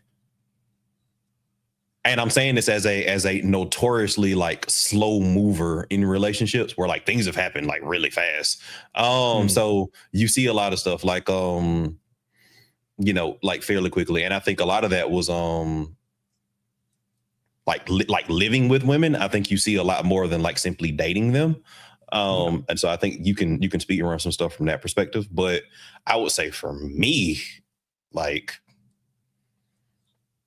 it really just depends. It's probably going to be more than 4 years. I've explicitly had the conversation with women, and I'll tell them up front. I was like, it's not even a conversation. I'm not even thinking about it before 3 or 4 years. Yeah. You let them know at the end of the relationship, hey, by the way, I think we could have got married. Goodbye. Not the end of the relationship. No, but the weird thing is conclusion, that was a marriage. Yeah. No, but the weird thing about it is like, and this was my last point, and I'll stop talking so much. Is it's been good. A lot of times, the women that I've been with, and they don't say it up front, but like they imply it at various points in my life. Like I've punched above my weight, as I say, but I think that tends to get interpreted as physically, but also like from a money perspective. At least in their minds anyway. Like I've never been with anybody that like made more money with me, but like in their mind, they were like more more socially like. Oh, class based. Yes. That's Okay. that's the way to put it. Yeah, which that's like Um, a upbringing thing as well, or like their it's parents were middle class type shit. Yes, it's like, my mom was a software engineer and Alvin's Yeah, mom was a cashier at Lowe's type shit. yeah. You be Um, their little Goodwill Hunting situation. It's like, yes. So the women that I've been with frequently have reservations about marrying me. So I often can just completely swerve that conversation, like, because they'll say shit like, because they're not ready either. yeah, and that's gonna become more and more of a thing. I think that's kind of core to the conversation where it's like, as women make more money, like the laws as written actually don't say, when you get divorced, the man has to give all this stuff. It's written as the higher earner has to give up XYZ. Like the higher earner gets taken, for this kind of stuff. So like, as women make more and more money, I've often speculated, and it's gonna happen first in the Black community, because again, Black men still on average make more money than Black women and working fewer hours. So if Black men worked as many hours as Black women, it would be even more of a thing. But we don't. But we still on average make more money. But that's going to change very quickly. This is a 5 to 10 year window where that average is going to change. So I imagine that the voices of, is it financially, can I risk getting married financially, will be a conversation that a lot of women will continue to have at a higher clip. And I will say, for me and the women that I've been with, I think that they've all had the conversation of like, financially, socially, was Alvin, too risky? Was Alvin too risky? Hey, if nothing else, make less money, Black men. Get married, make less money. Real shit. That's real shit. It's real shit, low key. See if she really love you, Yeah, see how real it is, got us. That's what I'm saying. Because like low key, I will one of the things that I'll add, like from a, I guess, stats perspective, because I was looking this up trying to get a hang of it. Yes, the wage gap between men and women, like amount of money earned, divided by number of hours, men make more than women on average in the US. The gap is much smaller among Black men. But when you look at like population pockets instead of just the average of all of America, and you start to go like, what's the gap in Atlanta specifically? What's the gap in New York? And in like major metropolitan areas, the shit is already reversed. Like Atlanta is like they make 102 to our like $1.02 to our dollar. So it's already reversed in major like metropolitan areas.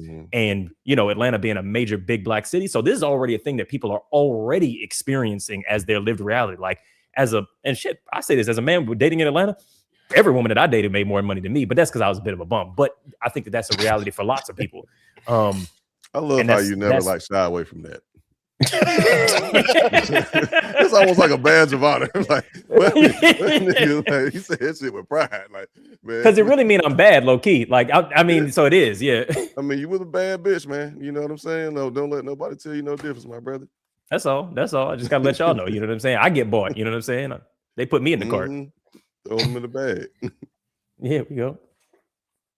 Well, I tell you, oh my God, you just got. Oh no, not a story. Kristian, you will never believe what this man used to do with what he had, man. I tell you, this is a vault right here. Goddamn it! I'm intrigued. Should I still do it low key? I can split a penny good. You know what I mean? Give me $10. I'll throw a banquet. Sorry, I dropped out. My internet went out at the house, so I had to switch to my phone.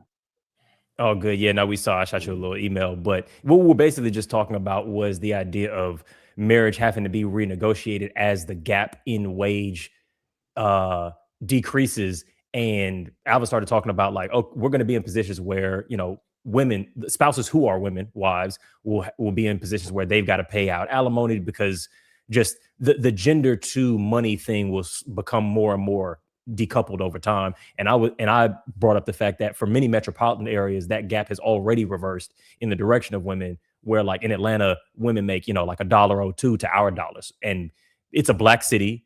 Black folks, our gap is already smaller, and metropolitan areas, the gap is smaller than, you know, rural areas or America broadly. So Atlanta niggas are already are already, you know, reconciling with the fact that, like, the idea that your gender dictates which person is going to be the moneymaker in a relationship that's ship is sailed. Yeah, we renegotiating everything in relationships, yo. It's like this whole conversation, we've been talking about this for an hour and a half. That's how much we got to renegotiate. You know what I'm saying? Yeah. We've been and we haven't like worn this conversation out. The conversation hasn't dragged on like we're beating a dead horse. It's just that nuance and complex that there's so much to consider because now we have so much more agency. So like even like the divorce rate, like our grandmothers couldn't get divorced. What were they gonna do? They didn't have any other options. Like marriage was about financial security. Where they gonna go? So now, if a woman is in a career or she has income that she makes for herself, she doesn't have to stay in a miserable, toxic relationship like her mother or grandmother did. So we're renegotiating a whole lot here. I see someone, the destiny experience, throw the gender norms in the trash and just communicate with your person. That's great, but the thing about it is, like, definitely we do need to be able to communicate, but it's like you got to have somebody who is on that level of communication with you, or who has those same values. Yeah, you got to select, especially when it comes to the gender norm shit. Like, I mean, because like there are so many more people that are subconsciously stuck in gender norms and they don't even realize it, including like we all have our blind spots too.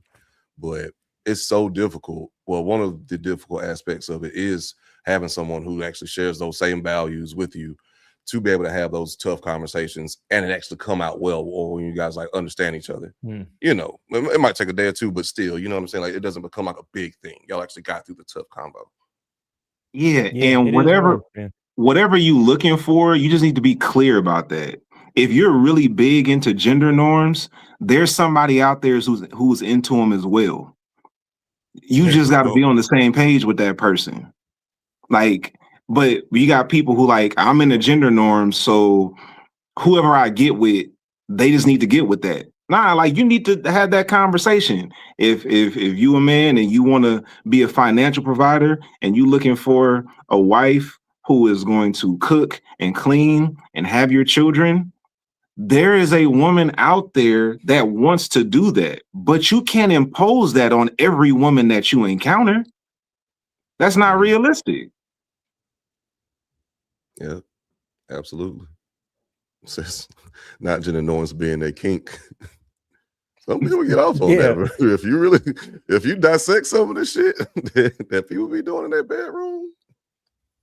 I mean, it's like, I feel like we all do. Like, isn't that what, maybe this is me reversing some of my points, but I'm like, if I'm straight or gay or anything, it's like, yeah, I kind of like when women are women. Like that is the thing that inspires attraction in my mind. And it's the same thing. I know that sounds crazy, but like,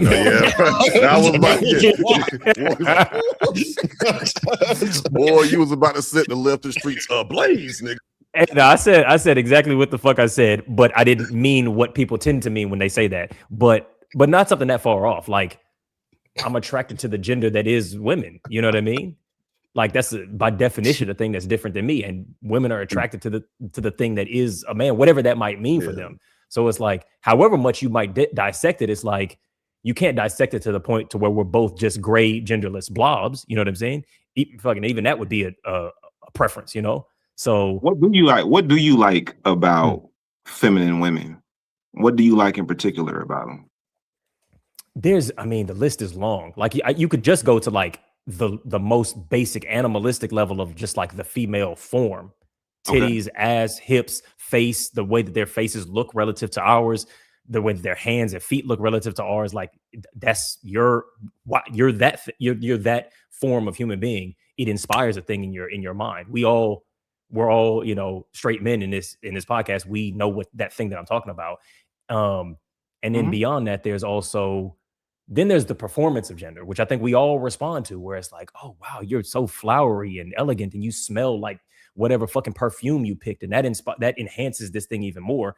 And attraction gets built in that thing. This is not to say that those things shouldn't be questioned, but that's like, I think sometimes we kind of act like, oh, we can just have a conversation until we're interchangeable. And it's like, no, like a woman might say to me, like, the thing that I'm attracted to about you is, I don't know, I don't know. Like, let's say I'm kind of handy with, around the house or whatever.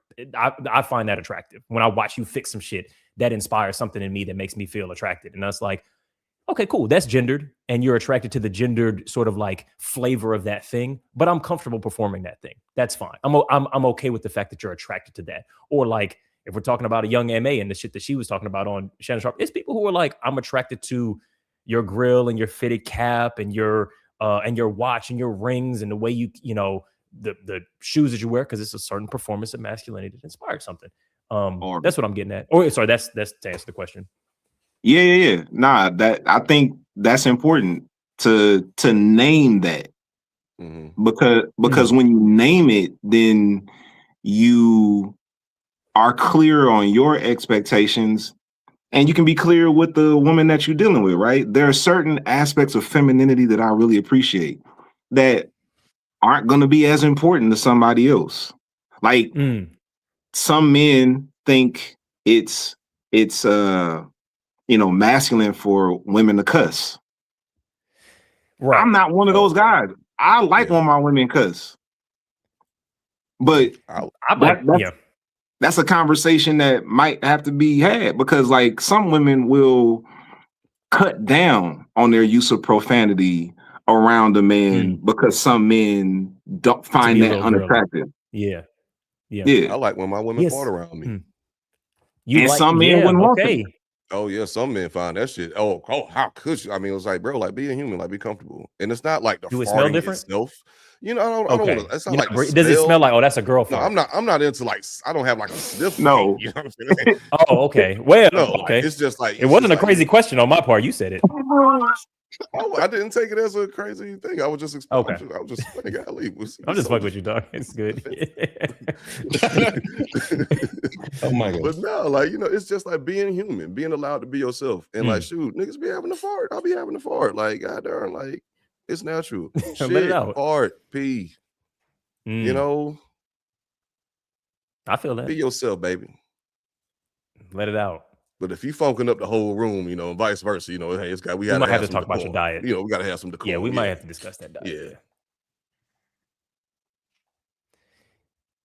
Yeah, I very much feel like like there are some gender expectations that are just kind of probably bad, and there are other ones where I'm like, I actually don't mind if a woman does things that even in my own mind inspire a little modicum of masculinity. It's like everybody has a little bit of those things, and those things are learned things. So I'm like, yeah, maybe Kirsten is a little bit manly, but I'm like, I don't mind a mannish woman. Like, it evens out. You're a human. With a deep voice too. Felicia Rashad type. See what I'm saying? Yeah. It's different. So it's like, everybody. Yeah, you can be a little bit boyish, a little bit masculine, a little bit butch. And I'm like, yeah, I've dated women they're a little butch. It's like, yeah, it's masculine, but in the average in my mind, it arrives at something that triggers whatever my version of heterosexuality is, and that's fine. And you know what? There are okay. I don't have all the words, so I might it's a feeling. Misspeak here a little bit, but I hope everyone knows what I mean. But like, there are some women who like you dated a nigga, basically. Hey, and what's wrong with that? What's wrong with that? Exactly. You dated a nigga with a and vagina, what? bro. Oh, sorry. And what?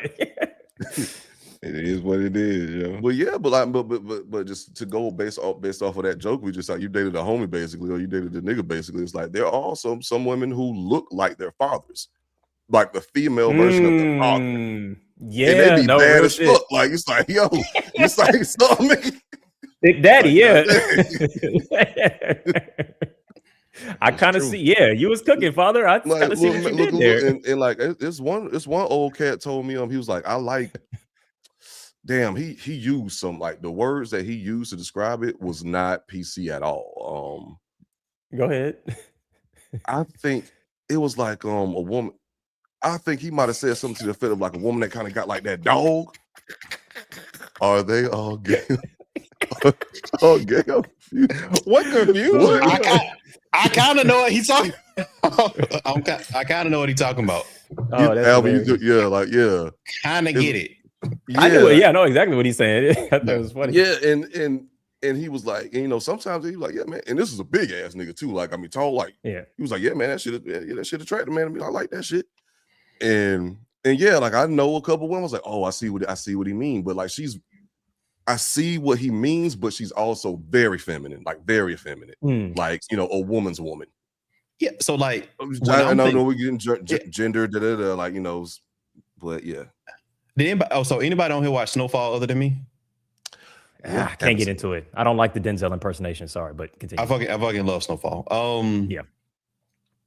But I'm thinking about Louis, like, because when people talk about like the femininity of it, and I think Eddie, like, I think this is an addendum to your point. The stuff that people talk about femininity, for me, it's all form. Like most of the stuff that people like, oh, I like when a woman is like a woman. All of that is usually bullshit to me. Like, what do you mean by bullshit?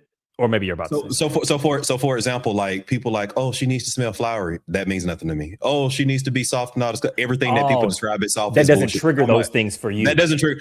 I like the way, I like the stereotypical quote unquote feminine form is what I'm talking about. But like other than that, like I like fucking, like, you know, the homie, you know, whatever. But like, you gotta marry your best friend. Just that comment. Are they all gay? I'm confused. Right. But his step aunt in Snowfall, his step aunt, the actress is just like extremely attractive, by the way. But like that opening scene where they introduce her, and like Jerome's little young side thing come over there, and he was like, "You better go on out here before I send what you call it on you." And like she beat the shit out of that woman. I'm like, and he's on the porch, like, yeah, he's doing that shit. She's like a wild jungle cat. It's like the imagery that you like evoke when he's about you got the dog in her. Yeah. Mm-hmm. And he found it attractive. It was a turn on. And but for some dudes, that would be scary. I don't like that. That's not attractive to me, but I have no issue with that. Like, there's so many different things that you could find. Yeah, because I remember back when I was using dating apps. There was a woman who had like her main picture was her knocking a bitch out in like an MMA ring. I was like, no, thank you. That's good. That could be me. Have a good one, ma'am. But Alvin might have been like, yes, please. I get it. I ain't gonna lie. I'm like, probably would have been like, what else is here? Swipe right. I see. Yeah.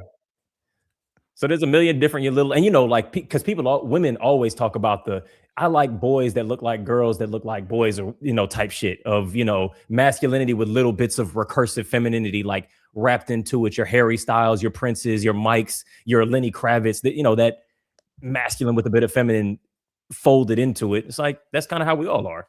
We all got a mixture. Yeah. Like we all have like masculinity and femininity within us. So it's just like, you know, it's a spectrum. Some people lean more to the masculine side of the spectrum. Some people lean more to the feminine side of the spectrum. But like, we all got it in us. Like a whole lot of us like to be the little spoon sometimes.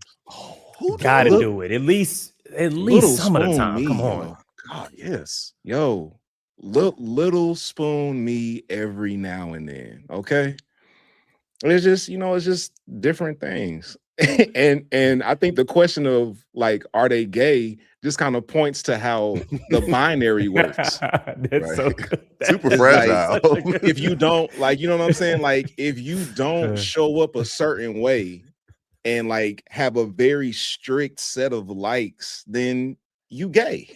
That's how a lot of people think.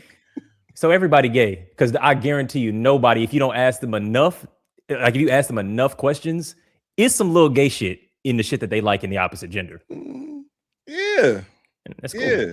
Yeah. And if we could all be free to acknowledge that, we'd have much healthier relationships and we'd be more fulfilled and happier because we could be honest about who we are. But a lot of people can't be honest with themselves about who they are. We're afraid of the feminine parts of ourselves. We don't want to really own that type of stuff. Like I don't gender fragrances. Interesting. I do not gender Really? fragrances at I feel you all. on that. Listen, let me tell you something. Okay. I go into the perfume shop. I go into the fragrance store. You in Sephora already. Whatever smells good to me, I'm gonna get it. I don't care who they made it for. Yeah. Same thing with my deodorant. I was in Walmart. I live on the nigga side of town. Let's go. Yeah. I live on the nigga side of town, so they lock up the deodorant. And That's oh shit.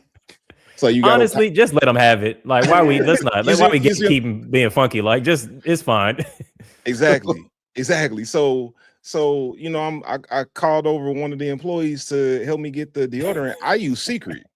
Because once I thought you was gonna say Secret. I thought you was, I was hoping you wasn't gonna say Secret because in my experience, it is not strong enough for a man, or at least not strong enough for me. It's not really made for a man. It's different for everybody. Secret was the first thing that held me for real. Like Old Spice didn't work, Right Guard didn't work. I tried Secret and I was locked in. I'm going to get the Secret, and it's an older black lady who come to open the thing for me, and she was like, "What you want?" I said, "Right there." She's like, "Well, that's for the women. You don't want to be over there?" I said, "No, I'm right where I'm supposed to be. Give me the damn Secret so I can see what color it is." Yeah, like I want to smell like lavender. Thank you. Yeah, lavender's not gendered though. What we doing now? But I'm telling I'm with you on that one. I'm telling you. Listen, it's an issue with the internet in Atlanta right now, ain't it? That's bro, probably what it is. You can't do shit as a man. Like you can't do nothing at all. Oh, gender wise. We're not allowed to. You can't breathe wrong. You can't do nothing on these internet. Because I'm kind of with you a bit, Kristian, where I was like, because I would say I gender a lot of stuff, but I'm like, yeah, but I want to add this little thing or this, that kind of thing. Because like with fragrances, for instance, it's fragrances where I'm like, how do I describe it? There are fragrances that I want to fuck. That's what I'm doing in my head. And that's just me trying to put it like plain so you know what I'm saying. It's like that smells like, who is that? And there are other fragrances where I'm like, oh, I'd like to smell like that, and that's kind of the divide. And so I'm like, oh yeah, cool. Because there are flowers that I'm like, I wouldn't mind smelling like that flower. There are other flowers where I'm like, I want to have that smell on me because somebody left it on me, if that makes sense. Yeah. So that's but culture says you're supposed to like certain things, and if you don't, that's gay. And that's why that's the problem. Yeah, that's how you get ignorant people in the comments saying, "What y'all must be gay," because y'all believe you supposed to show up a certain way, and if you don't, then you're gay. When it's like, I know what I like. I'm very clear. The people who I deal with know what I like. The people who I've dealt with know what I like. So it's like, I'm not trying. Let me wait a minute. What? Let me put my thing. What did I say? Pretty much, Moon. I feel seen. That's pretty much what it is. Is that not how y'all feel? Because I feel like sometimes I like I can't tell if I'm more or less horny than other straight men. Because sometimes I say something and it's like, oh, but then other times, like when we were in London and we were, talking about seeing women and stuff like that, I'm like, fuck, is my horniness on backwards? You know what I mean? Nah, I understand what you're saying. Like there are certain fragrances like, ooh, it's a turn on. Like you smell it. Yeah, I totally get. I mean, it was just the visual of like, I want to stick with this flower. That's what it feels like in my mind. But yeah. Hell no. A whole new term of deflowering a woman. You see what I'm saying? It's all, you know what I mean? There's different levels to this. You know what I mean? You got to study the ancient arts if you really want to understand. But yeah. I feel because like Kristian, I'm more so aligned with you than maybe Eddie on that, like as far as like fragrances and scents. Because I mean, shit, like if it smells really good, like it just smells good, and and then also like when you put like colognes or like a scent on your skin, like your own skin chemistry like changes the notes after you wear it anyway. So it might not have the same exact effect as if a woman were to wear it with her own pheromones and bodily chemistry and But if it smells good, if you smell good, you just smell good. Yeah.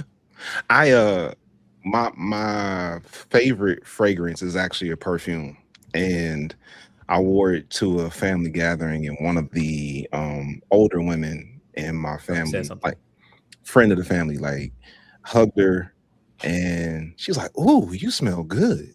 And I said, "Thank you." I said, "It's actually a perfume called such and such." And she froze because in her mind, if a man smells good, it's cologne, not perfume. And if a man is wearing perfume, he must be gay.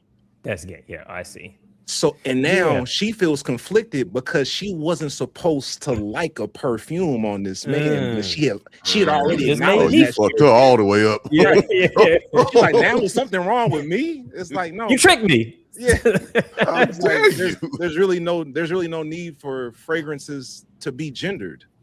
Like, no, I feel that because I just use perfume to mean everything. Because when I'm thinking of cologne, it's like it's a specific type of perfume that's like a low dilution. You know what I mean? So I'm not even thinking of that cologne means boy. I'm like, it's all fragrances, it's all perfumes, but you have masculine perfumes and feminine perfumes. Yeah, exactly. Eau de parfum is like that kind of vibe. But yeah, that's real shit. But see, like Eddie, I don't really trick that lady. That's the crazy thing, Eddie, because like I don't like that. It's like, nah, nigga, I'm wearing cologne.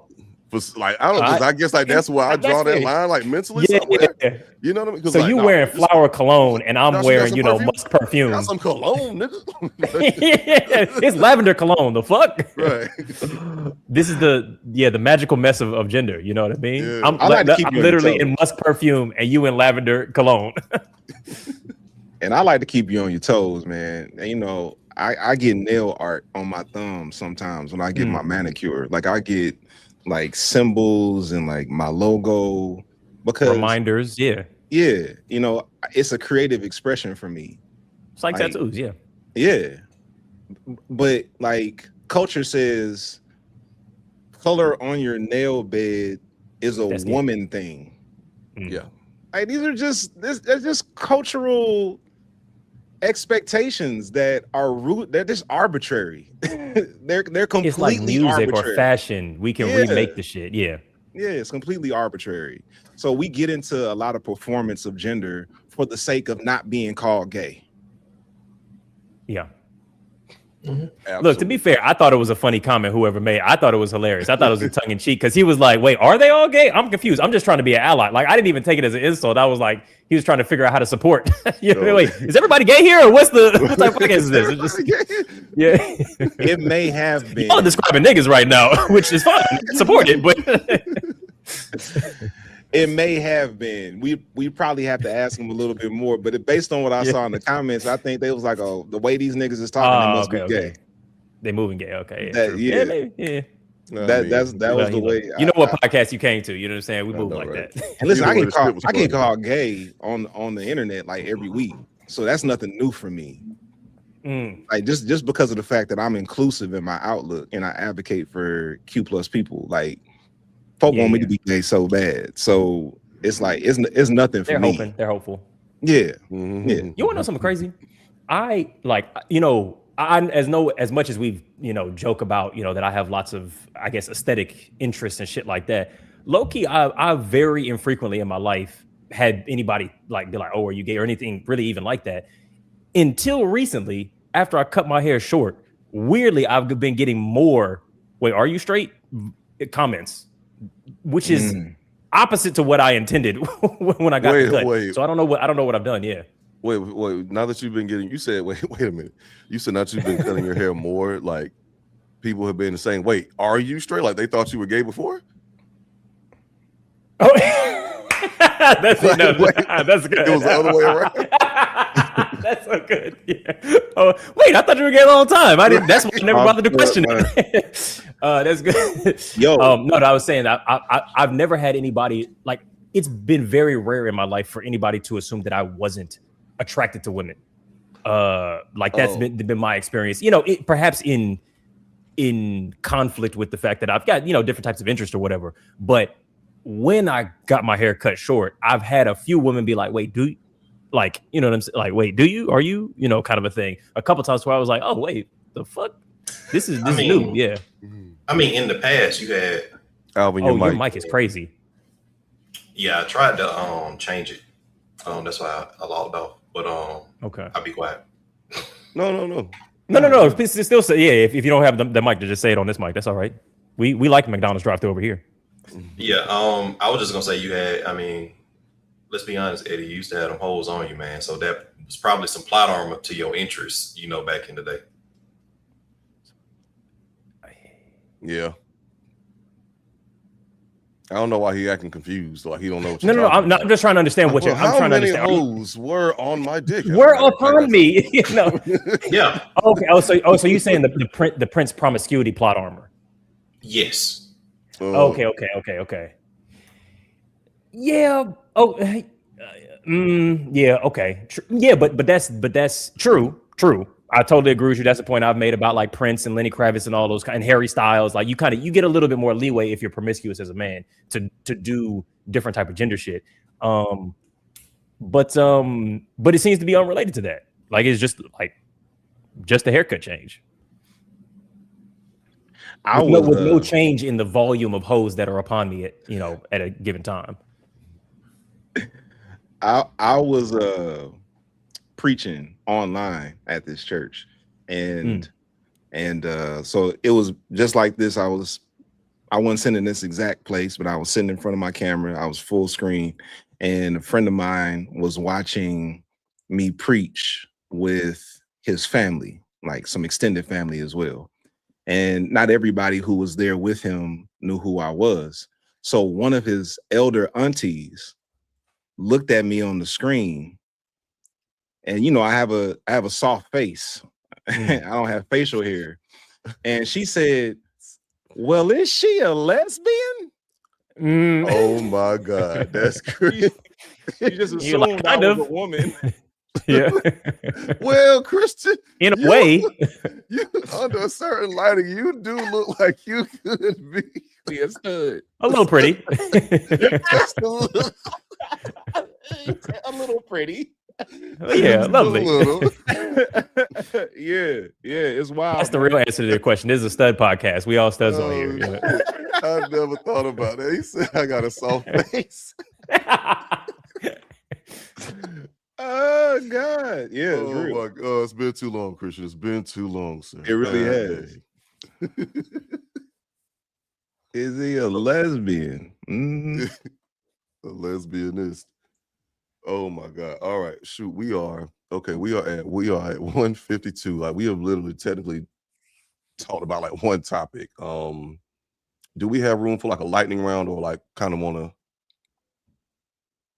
I've got time. Up to y'all. I'm down. I got time too. Yeah. Okay. Okay. What do we? Because we got. Oh man, Kristian, there was actually one video you did some months ago. It's not on the docket, but you was basically talking about the title of the video was like, "Do you want to date a Christian?" I don't know if you remember it, but you was basically talking about how, and we don't have to like go into this topic, but I did want to like just be like, yeah, nigga, you cook with that video. He's just basically just saying, in the dating market nowadays, like a lot of people kind of are very like very apprehensive about like dating like hardcore Christians because like that could come with like some hate, some bigotry, some judgment, and a whole other gamut of things that kind of fall in line with people who are like very strict in that doctrine of Christianity versus actually being Christ-like. And that shit immediately made me think of like one of my homegirls who was diehard Christian, and that was always a big thing. Like I never could actually see myself like dating her for real. Oh yeah, because like too much into the church, and like that's also been like that's actually a red flag for me. Almost if someone's like super in the church and like super Christian-y. Yeah, I have for years told people not to introduce me as a pastor. Like I'm not just talking about like, I'm not talking about romantic situations, but it's just in general. Socially, because when people hear pastor, there are a bunch of preconceived notions that come along with that. And I do not fit into any of those boxes they want to put me in. So I would rather allow people to get to know me. And then later on, they can find out I'm a pastor, I'm a preacher. And now they can work that out for themselves. Because like, now, wait a minute. but how? But whereas if I just start with pastor, they're not even going to ask the questions. They're just going to assume. And then they're going to perform a certain way based on how they think you got to show up with a pastor. Well, let me not cuss. Let me not get nothing to drink. Let me be careful what I talk about. Right? He going to be sexually conservative. So let me not get into a conversation about sexuality. Let me make sure, I mention the Lord. I'm telling it so much shit people do when they know I'm a pastor. It's like, just chill. I'm just chill. But I'm guessing they also like put you in a box. So is there like times where you just like, oh well, shoot, now they think I can't, or I shouldn't have a drink, or I shouldn't cuss, or I shouldn't do X, Y, and Z because of their notions of like how they change their behavior. So they think you should be behaving a certain type of way. And if you don't behave a certain type of way, then you crazy. Sometimes I cuss just to break the ice. What's good, nigga? Like that's not for real. Not for real. Like, welcome to church. Sometimes I cuss just to break the ice. Cause I cuss. It's just a part of my natural like conversation. And I know that if somebody knows I'm a pastor, they're probably not gonna cuss unless they hear me cuss. And sometimes when I cuss, I can feel the tension leave the room. And then it's like, oh, okay. He's regular. We can be ourselves around him. It happens all the time. Yeah. I think it happened the first time I came on y'all show. Y'all was like, let's see. I was gonna say that when you cursed, it broke the ice for me when you first came on the show. Yeah. Because it's like, what is this pastor gonna be like? So yeah. I like my mom when she was dating. Like, so, my mom was married to my dad until he passed away in 2010. And she spent some time just kind of getting herself together. Then she got back in the dating pool. And we had this conversation because my mom's theology and worldview has expanded a lot with me over the past decade. That's dope. So she's much more inclusive. She's much more open-minded.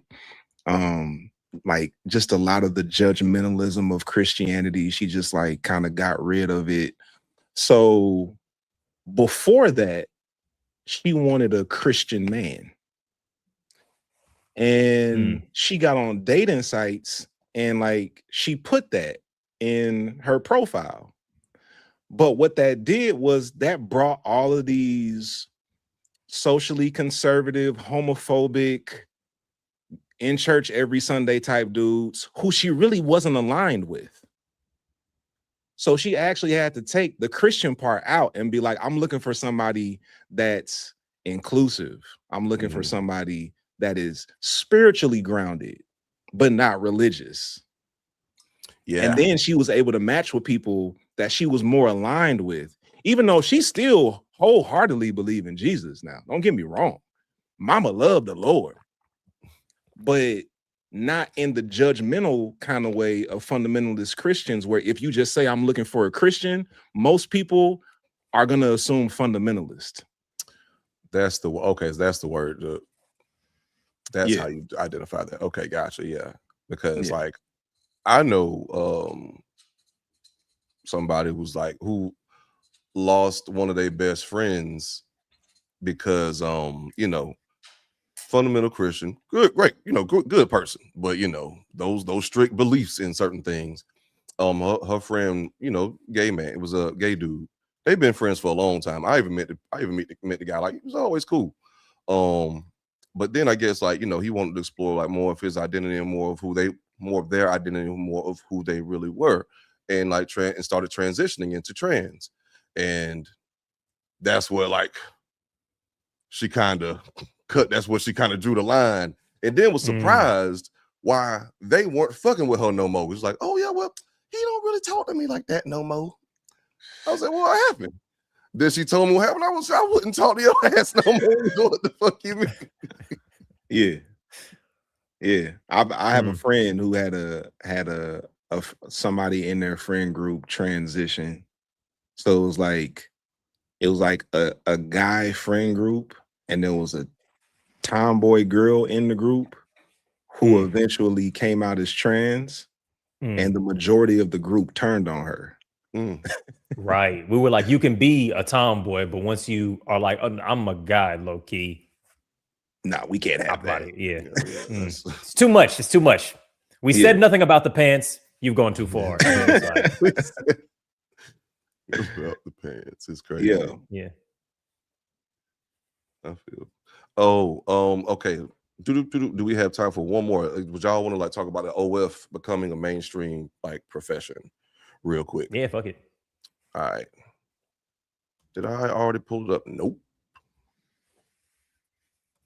Somebody throw a pile while I get this pulled up. All right. So Kristian, can you check the private chat real quick? Yeah.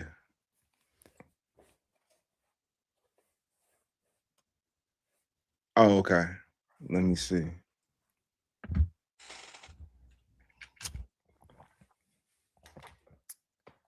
Take the what and leave the what? Did I share the room tab?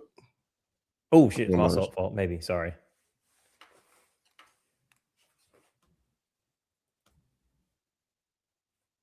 Oh, no wonder. I shared the whole damn screen. My ass thinking I'm at work. Yeah, the recursion. Right. All right. Can I edit the stage now? No, not yet. Am I good at it? Okay. Yeah, you're good. Okay. So porn is now a mainstream profession. If you're on the internet, that should not be hard to believe. So this is actually pretty interesting. Yeah. Basically, it says if OnlyFans. Yep. What's up, Eddie? Oh no, I'm just responding to the thing that you were saying. You're good. Oh yeah.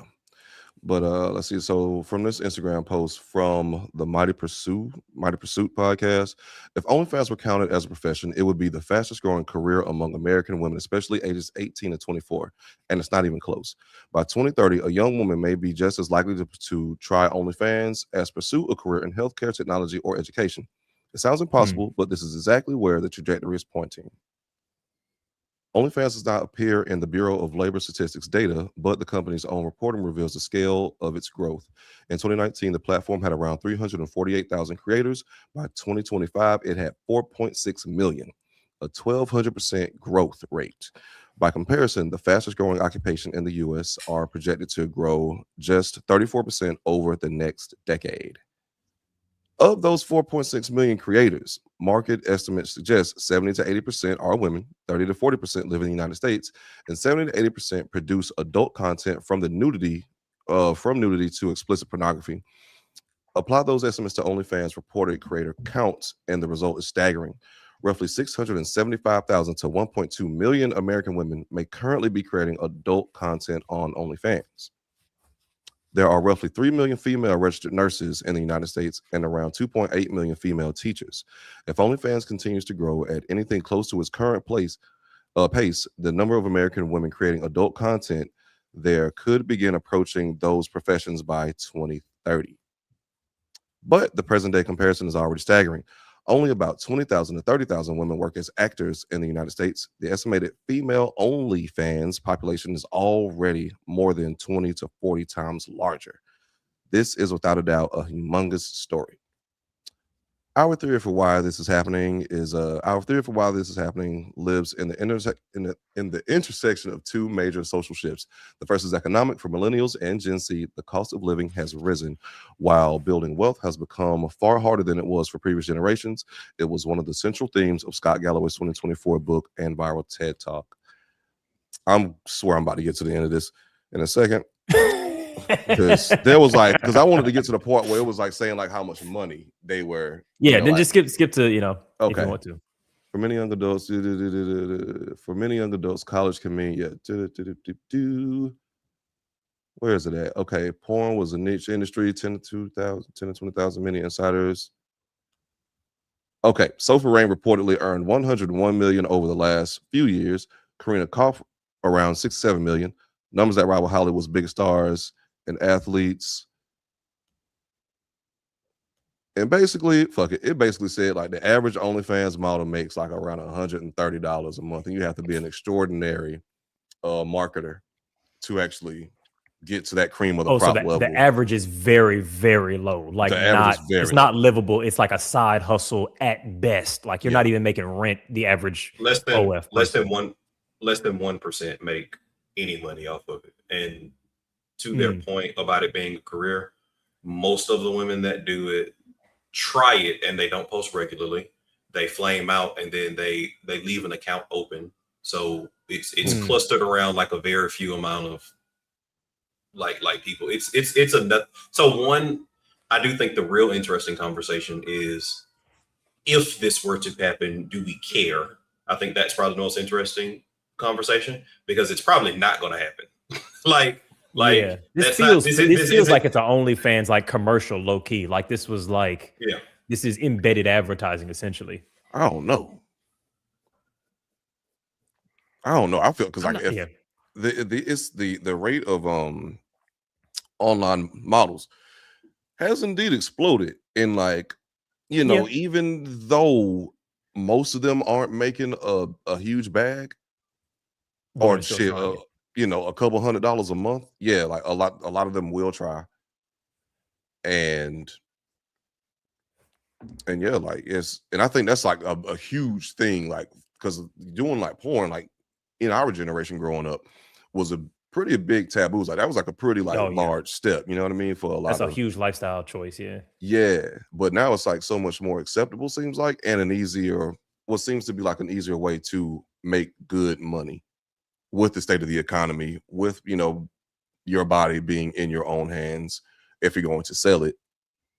So I don't know. I think it's tempting, to say the least, that more people will actually. It'll continue to kind of grow. And I think a lot of people will try. Like it's more. Yeah. I think a lot of people will try because I know women who tried to be OnlyFans creators and they did it for like a month. They were like, it's like anything else. It's like niggas starting podcasts, right? You know what I mean? Niggas start like it's the same thing.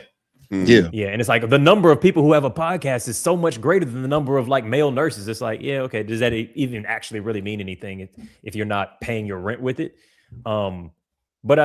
So one, I think we can at the very least say that it's probably increased, but that this article is probably like a lot of bullshit. Because one of the things that immediately like flagged for me was when they were like, oh, there's only 20,000 to 40,000 working actors, and it's like, working actor is like the top 5% of actors. To be a working like Anthony Mackie is a working actor.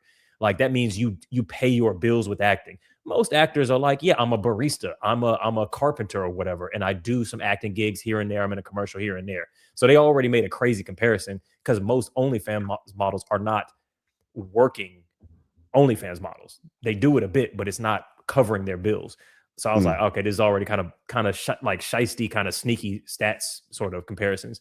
But to the thing that Alvin said, yeah, I'm torn of like, is this a good thing or a bad thing if they're doing it? Because even the trying thing is like, even that feels a little bit like if everyone's tried to like post their nudes and explicit video as a way of making money, is that freedom? Is that fucked up? Is that, I don't know, something about it is like, I am a little bit troubled by it, and from a few different perspectives. So I'm curious what y'all think. I mean, sex work is one of the oldest professions out there. We're just in an era where it's being digitized. So, I'm always make money. Yeah. Yeah. I am personally like pro sex work, like supporting sex workers as far as like seeing them as whole individuals who offer a service, right? And workers who deserve workers' rights. Yeah. Yeah. Yeah, not everybody's gonna make money. Like I was about to say the same thing that Alvin said. Like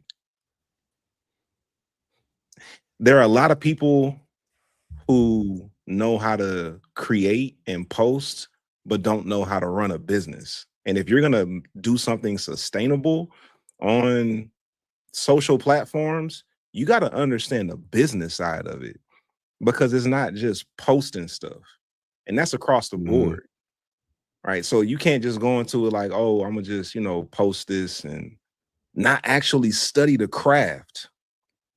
Like when I got into content creation, I studied the craft. I got coaches and curriculum and conferences and cohorts to help get better at the craft. And I think because there's such ease of access into these spaces, not everybody takes seriously how important it is to become a professional in the space. And they just be like, oh, I'm just gonna get out there and post a little bit and shit gonna work out. And it's like, nah, the people that are actually making it happen, like they got a whole system, you know, that they're doing it. It's not like, you know, it's kind of like how people get into the content space and they just want to go viral. But if you go viral and you don't have a system, virality doesn't mean much of anything. Now, if you go viral for the right reason and it draws people into your space where you have all of these services and all of this programming ready for them to consume, that's different. But if you're just chasing virality, but you don't really have a brand, virality doesn't serve you all that well, especially now, because you know these platforms ain't giving out no money for real. I mean, YouTube, they paying a little bit, but you got to go crazy viral on these other platforms to get any money. So I'm indifferent. Like I don't care if you're on OnlyFans, like whatever.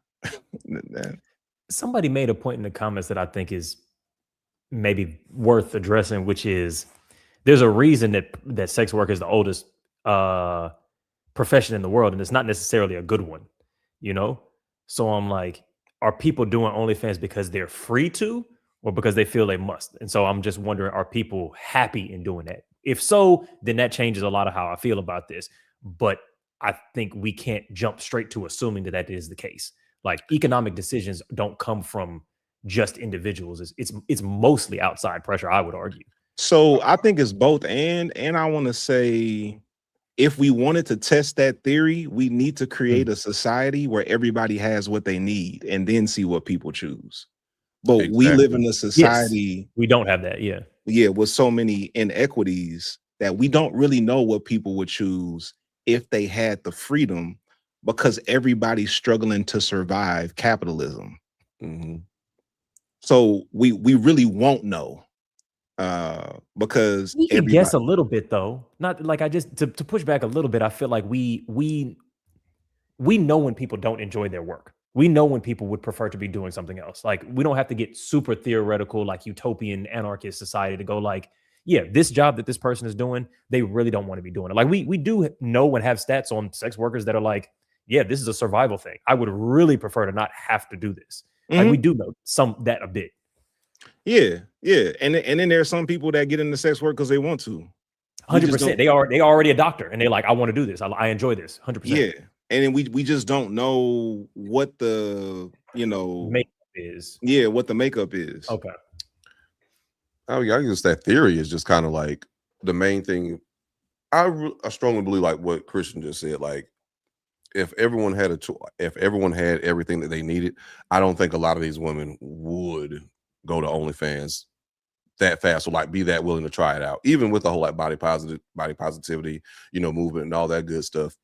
And like with the autonomy that OnlyFans platform represents, it's just the fact that capitalism is killing us so damn bad. And like finding a job is so damn difficult.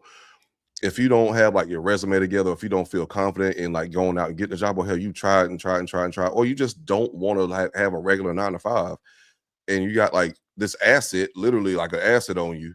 It's like, well, shit, my homegirl making some decent money. I could do it too. I might start stripping, or I could, like they making it work.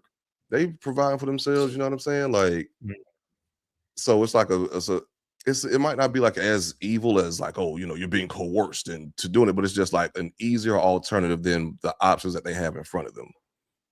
And folk ain't got a lot of options right now. The economy is terrible. The job market is horrible. I'm just thinking about, like, as a millennial, the life that our parents raised us for, and then when we became adults, that world didn't exist anymore. Right. So think about how much more difficult it is for Gen Z. Like the prospects are looking bleak. So the one thing I will say is that if you look at what a lot of younger Gen Z people say they want to be, influencer is pretty high up on the list. Still. Oh, especially Mhm. with Freeman University and Castanet. So yeah, so okay. what y'all also got to think about is that the context of what people want to do is something that they view as getting quick notoriety and a social media following. And I think OnlyFans fits very much into that makeup. And somebody said it. Yeah. And like I've talked to OnlyFans creators, because again, I know people who have done it at actually a decent amount of scale. And again, I have Gen Z nephews who say, like, I want to be a YouTuber, for example, right? When I ask those people, it's some version of, why am I working really hard at this corporate job when I can just show some ass and get what I think I can do from this perspective? They think it's easier, and they don't have It's less of a sacrifice. They view that as freedom. In the same vein, kind of seeing where those like Venn diagrams connect. It's the same thing with these kids that want to be YouTubers. They're like, you mean to tell me I can do what Castanet does, which looks like fun, which looks like hanging with my niggas and like doing this shit and playing video games and shit and listening to music and interviewing these stars, like all this kind of shit, and like make money and like get a good living and drive nice cars and like all this kind of shit. They think that's easy. They don't realize how hard either of those things are. And it's also why a lot of women who try OnlyFans quit. Like, they keep their account active for sure, but they quit. And it's because they realize that it's not easy doing that and building it up until, like, it's just like any other social media platform. You have to takes forever, build a brand to do that. And most people fail at it. So I do think that, like, while I do think the broader conversation of sex work 100% has I would say the majority of the sex work conversation, I wouldn't say a vast majority, I'd say I'd give it 51%, is rooted in some economic pressures, especially of old. I think we're just now getting to the point where, like, sex work, and I'm saying, 19th, 20th century kind of stuff, where like sex work could be a choice that is embedded in some level of freedom. But I would say the broader conversation of sex work is different than the OnlyFans conversation of sex work at some meaningful percentage. I'm not saying that it's all of it, but at some meaningful percentage. A lot of people are like, why am I busting my ass at a 9 to 5 when I could just sell some ass right quick and like make this, and until they realize that they don't. Look, I think one of the things that you said definitely made it click for me, where I'm just like, yeah, all things being equal, like, especially because OnlyFans is large. You're not doing a whole bunch of fucking people that you don't want to fuck on camera the way that you are in like the legacy porn shit. It's like, yeah, people want to fuck me. They want to see my tits. They want to see my pussy or whatever. And I was already jerking off. I was already fucking my boyfriend, or, the guys that are in my rotation or whatever. I can make money from people being attracted to me. That sounds like the more I say that thought pattern in my head, it doesn't sound too particularly distressing or wild to be like, oh, I can make money off of people finding me attractive. Cool. Yeah. It's a thing. A big thing. Well, with that being said, we might all just want to shake a little ass and swing a little dick. I don't know. Maybe we can get a couple extra dollars. But, if you're looking at an institution that hasn't been re-examined since biblical times, when women were considered property, you might be seeing a red flag.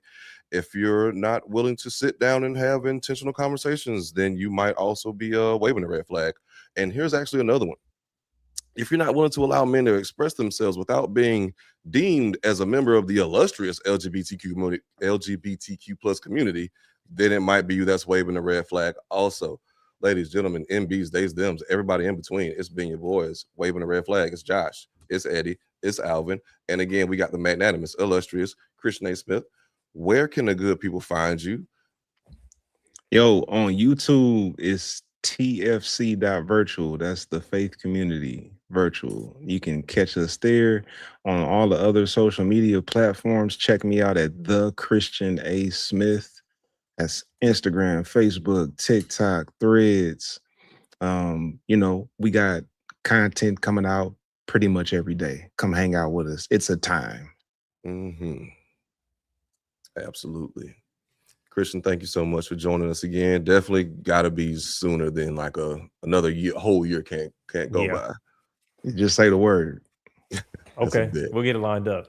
All Yo, right. Josh, let's shout some of these hot products we're slinging real quick while we got a captive audience. I mean, which one, baby? You know what I'm saying? You want to? Hey, cock ring. How freaky these people is? You know what I'm saying? How freaky the audience is. Kristian, is your community cool with these? Yeah. Okay. Cool. Just we're having an event next month, and our brunch is like sex related. Like we have sex related conversations at the brunch. And we having like lube and condoms on the table for people to take. There we go. That's what I'm talking about. Okay, well, just a FYI, if you're new here, you know what I'm saying, this is Waving the Red Flag again. Go ahead, like, comment, subscribe. Go ahead, press that good old subscribe button. We promise we're nice, also ignorant, but, you know, in a good way. But anyway, want to tell you about this product called Normal. Got a cock ring it's called Meet Flynn. I ain't gonna hold you. This is my this is my first sexual apparatus. And it's been doing what it needed to do. I ain't gonna hold you. Jobs have been getting completed. It got the vibrator on the top. So you know what I'm saying? Like you don't have to, you don't even, if you a brother and your girl or your partner got that vibrator and you feel like you just watch it from the sidelines, well, get in the game. The coach is here to put you in the game. Okay. What's it look like? I don't have it in the box right now. Okay. Is he wearing it right now? I'm wearing it right now. He has the table like. Yo, I missed something. Do you just use it on yourself or do you use it in the act with your partner? Oh, you use it in the act with your partner, but you could use it on yourself if you wanted to. Like, you know, if you just wanted to, you know, get it in real quick, you could. Yeah. Let me show you what it looks like. I've had a couple that I used with a partner. So this is the one that they sent to Josh. It's the Flynn. So it's like dick goes in there. This entire section vibrates and obviously it's pressed against up against the partner to, you know, stimulate. Yeah. And I ain't gonna hold you. So we can get 20% off. What y'all 20% off. It's normal.com/magenta. 20% off on all their sex toys, their lubricants, all their packages. Okay. Another one that I would recommend. This one is the Quinn. It's it's like a clit pulser, so it uses like you know these, like it pulses air like the Rose toy to stimulate, and so it's got like a vibrate and a pulse thing, so you can combine them together, and it just right there. So yeah, 20% off. Absolutely. Yeah. Okay. Kristian. We got an interested party. You had my curiosity. Now you got my interest. Yeah. Here we go. Yeah. Hey, I can dig it. I can dig it. Very pleased with it. Also, and they you know, we got good card lose. games. I'm not even too. gonna hold you. Yeah. Card games, Waving the Red Flag. It's a red flag, and in all seriousness, you know, go to shop.wavingtheredflag.com if you want to spice up your dinner parties, your date nights. If you don't have anything else to talk about, these are some great, ignorant, silly, deep, well thought out questions. 2 different card games, 2 different flavors. Great conversations all around either way. Real shit. Thank you again, Kristian, for coming through. Yeah, we got to get the pastor back in. Yeah. Well, yeah. Maybe we'll just go ahead and book you in for like maybe a month and a half out from now if you're game. What month are we in? It's July. Yeah. Okay, that's good. Yeah. Yeah. Okay. Absolutely. Like September. What? Yeah, nice. We'll work it out. Yes. All right. Let me go ahead and end this stream.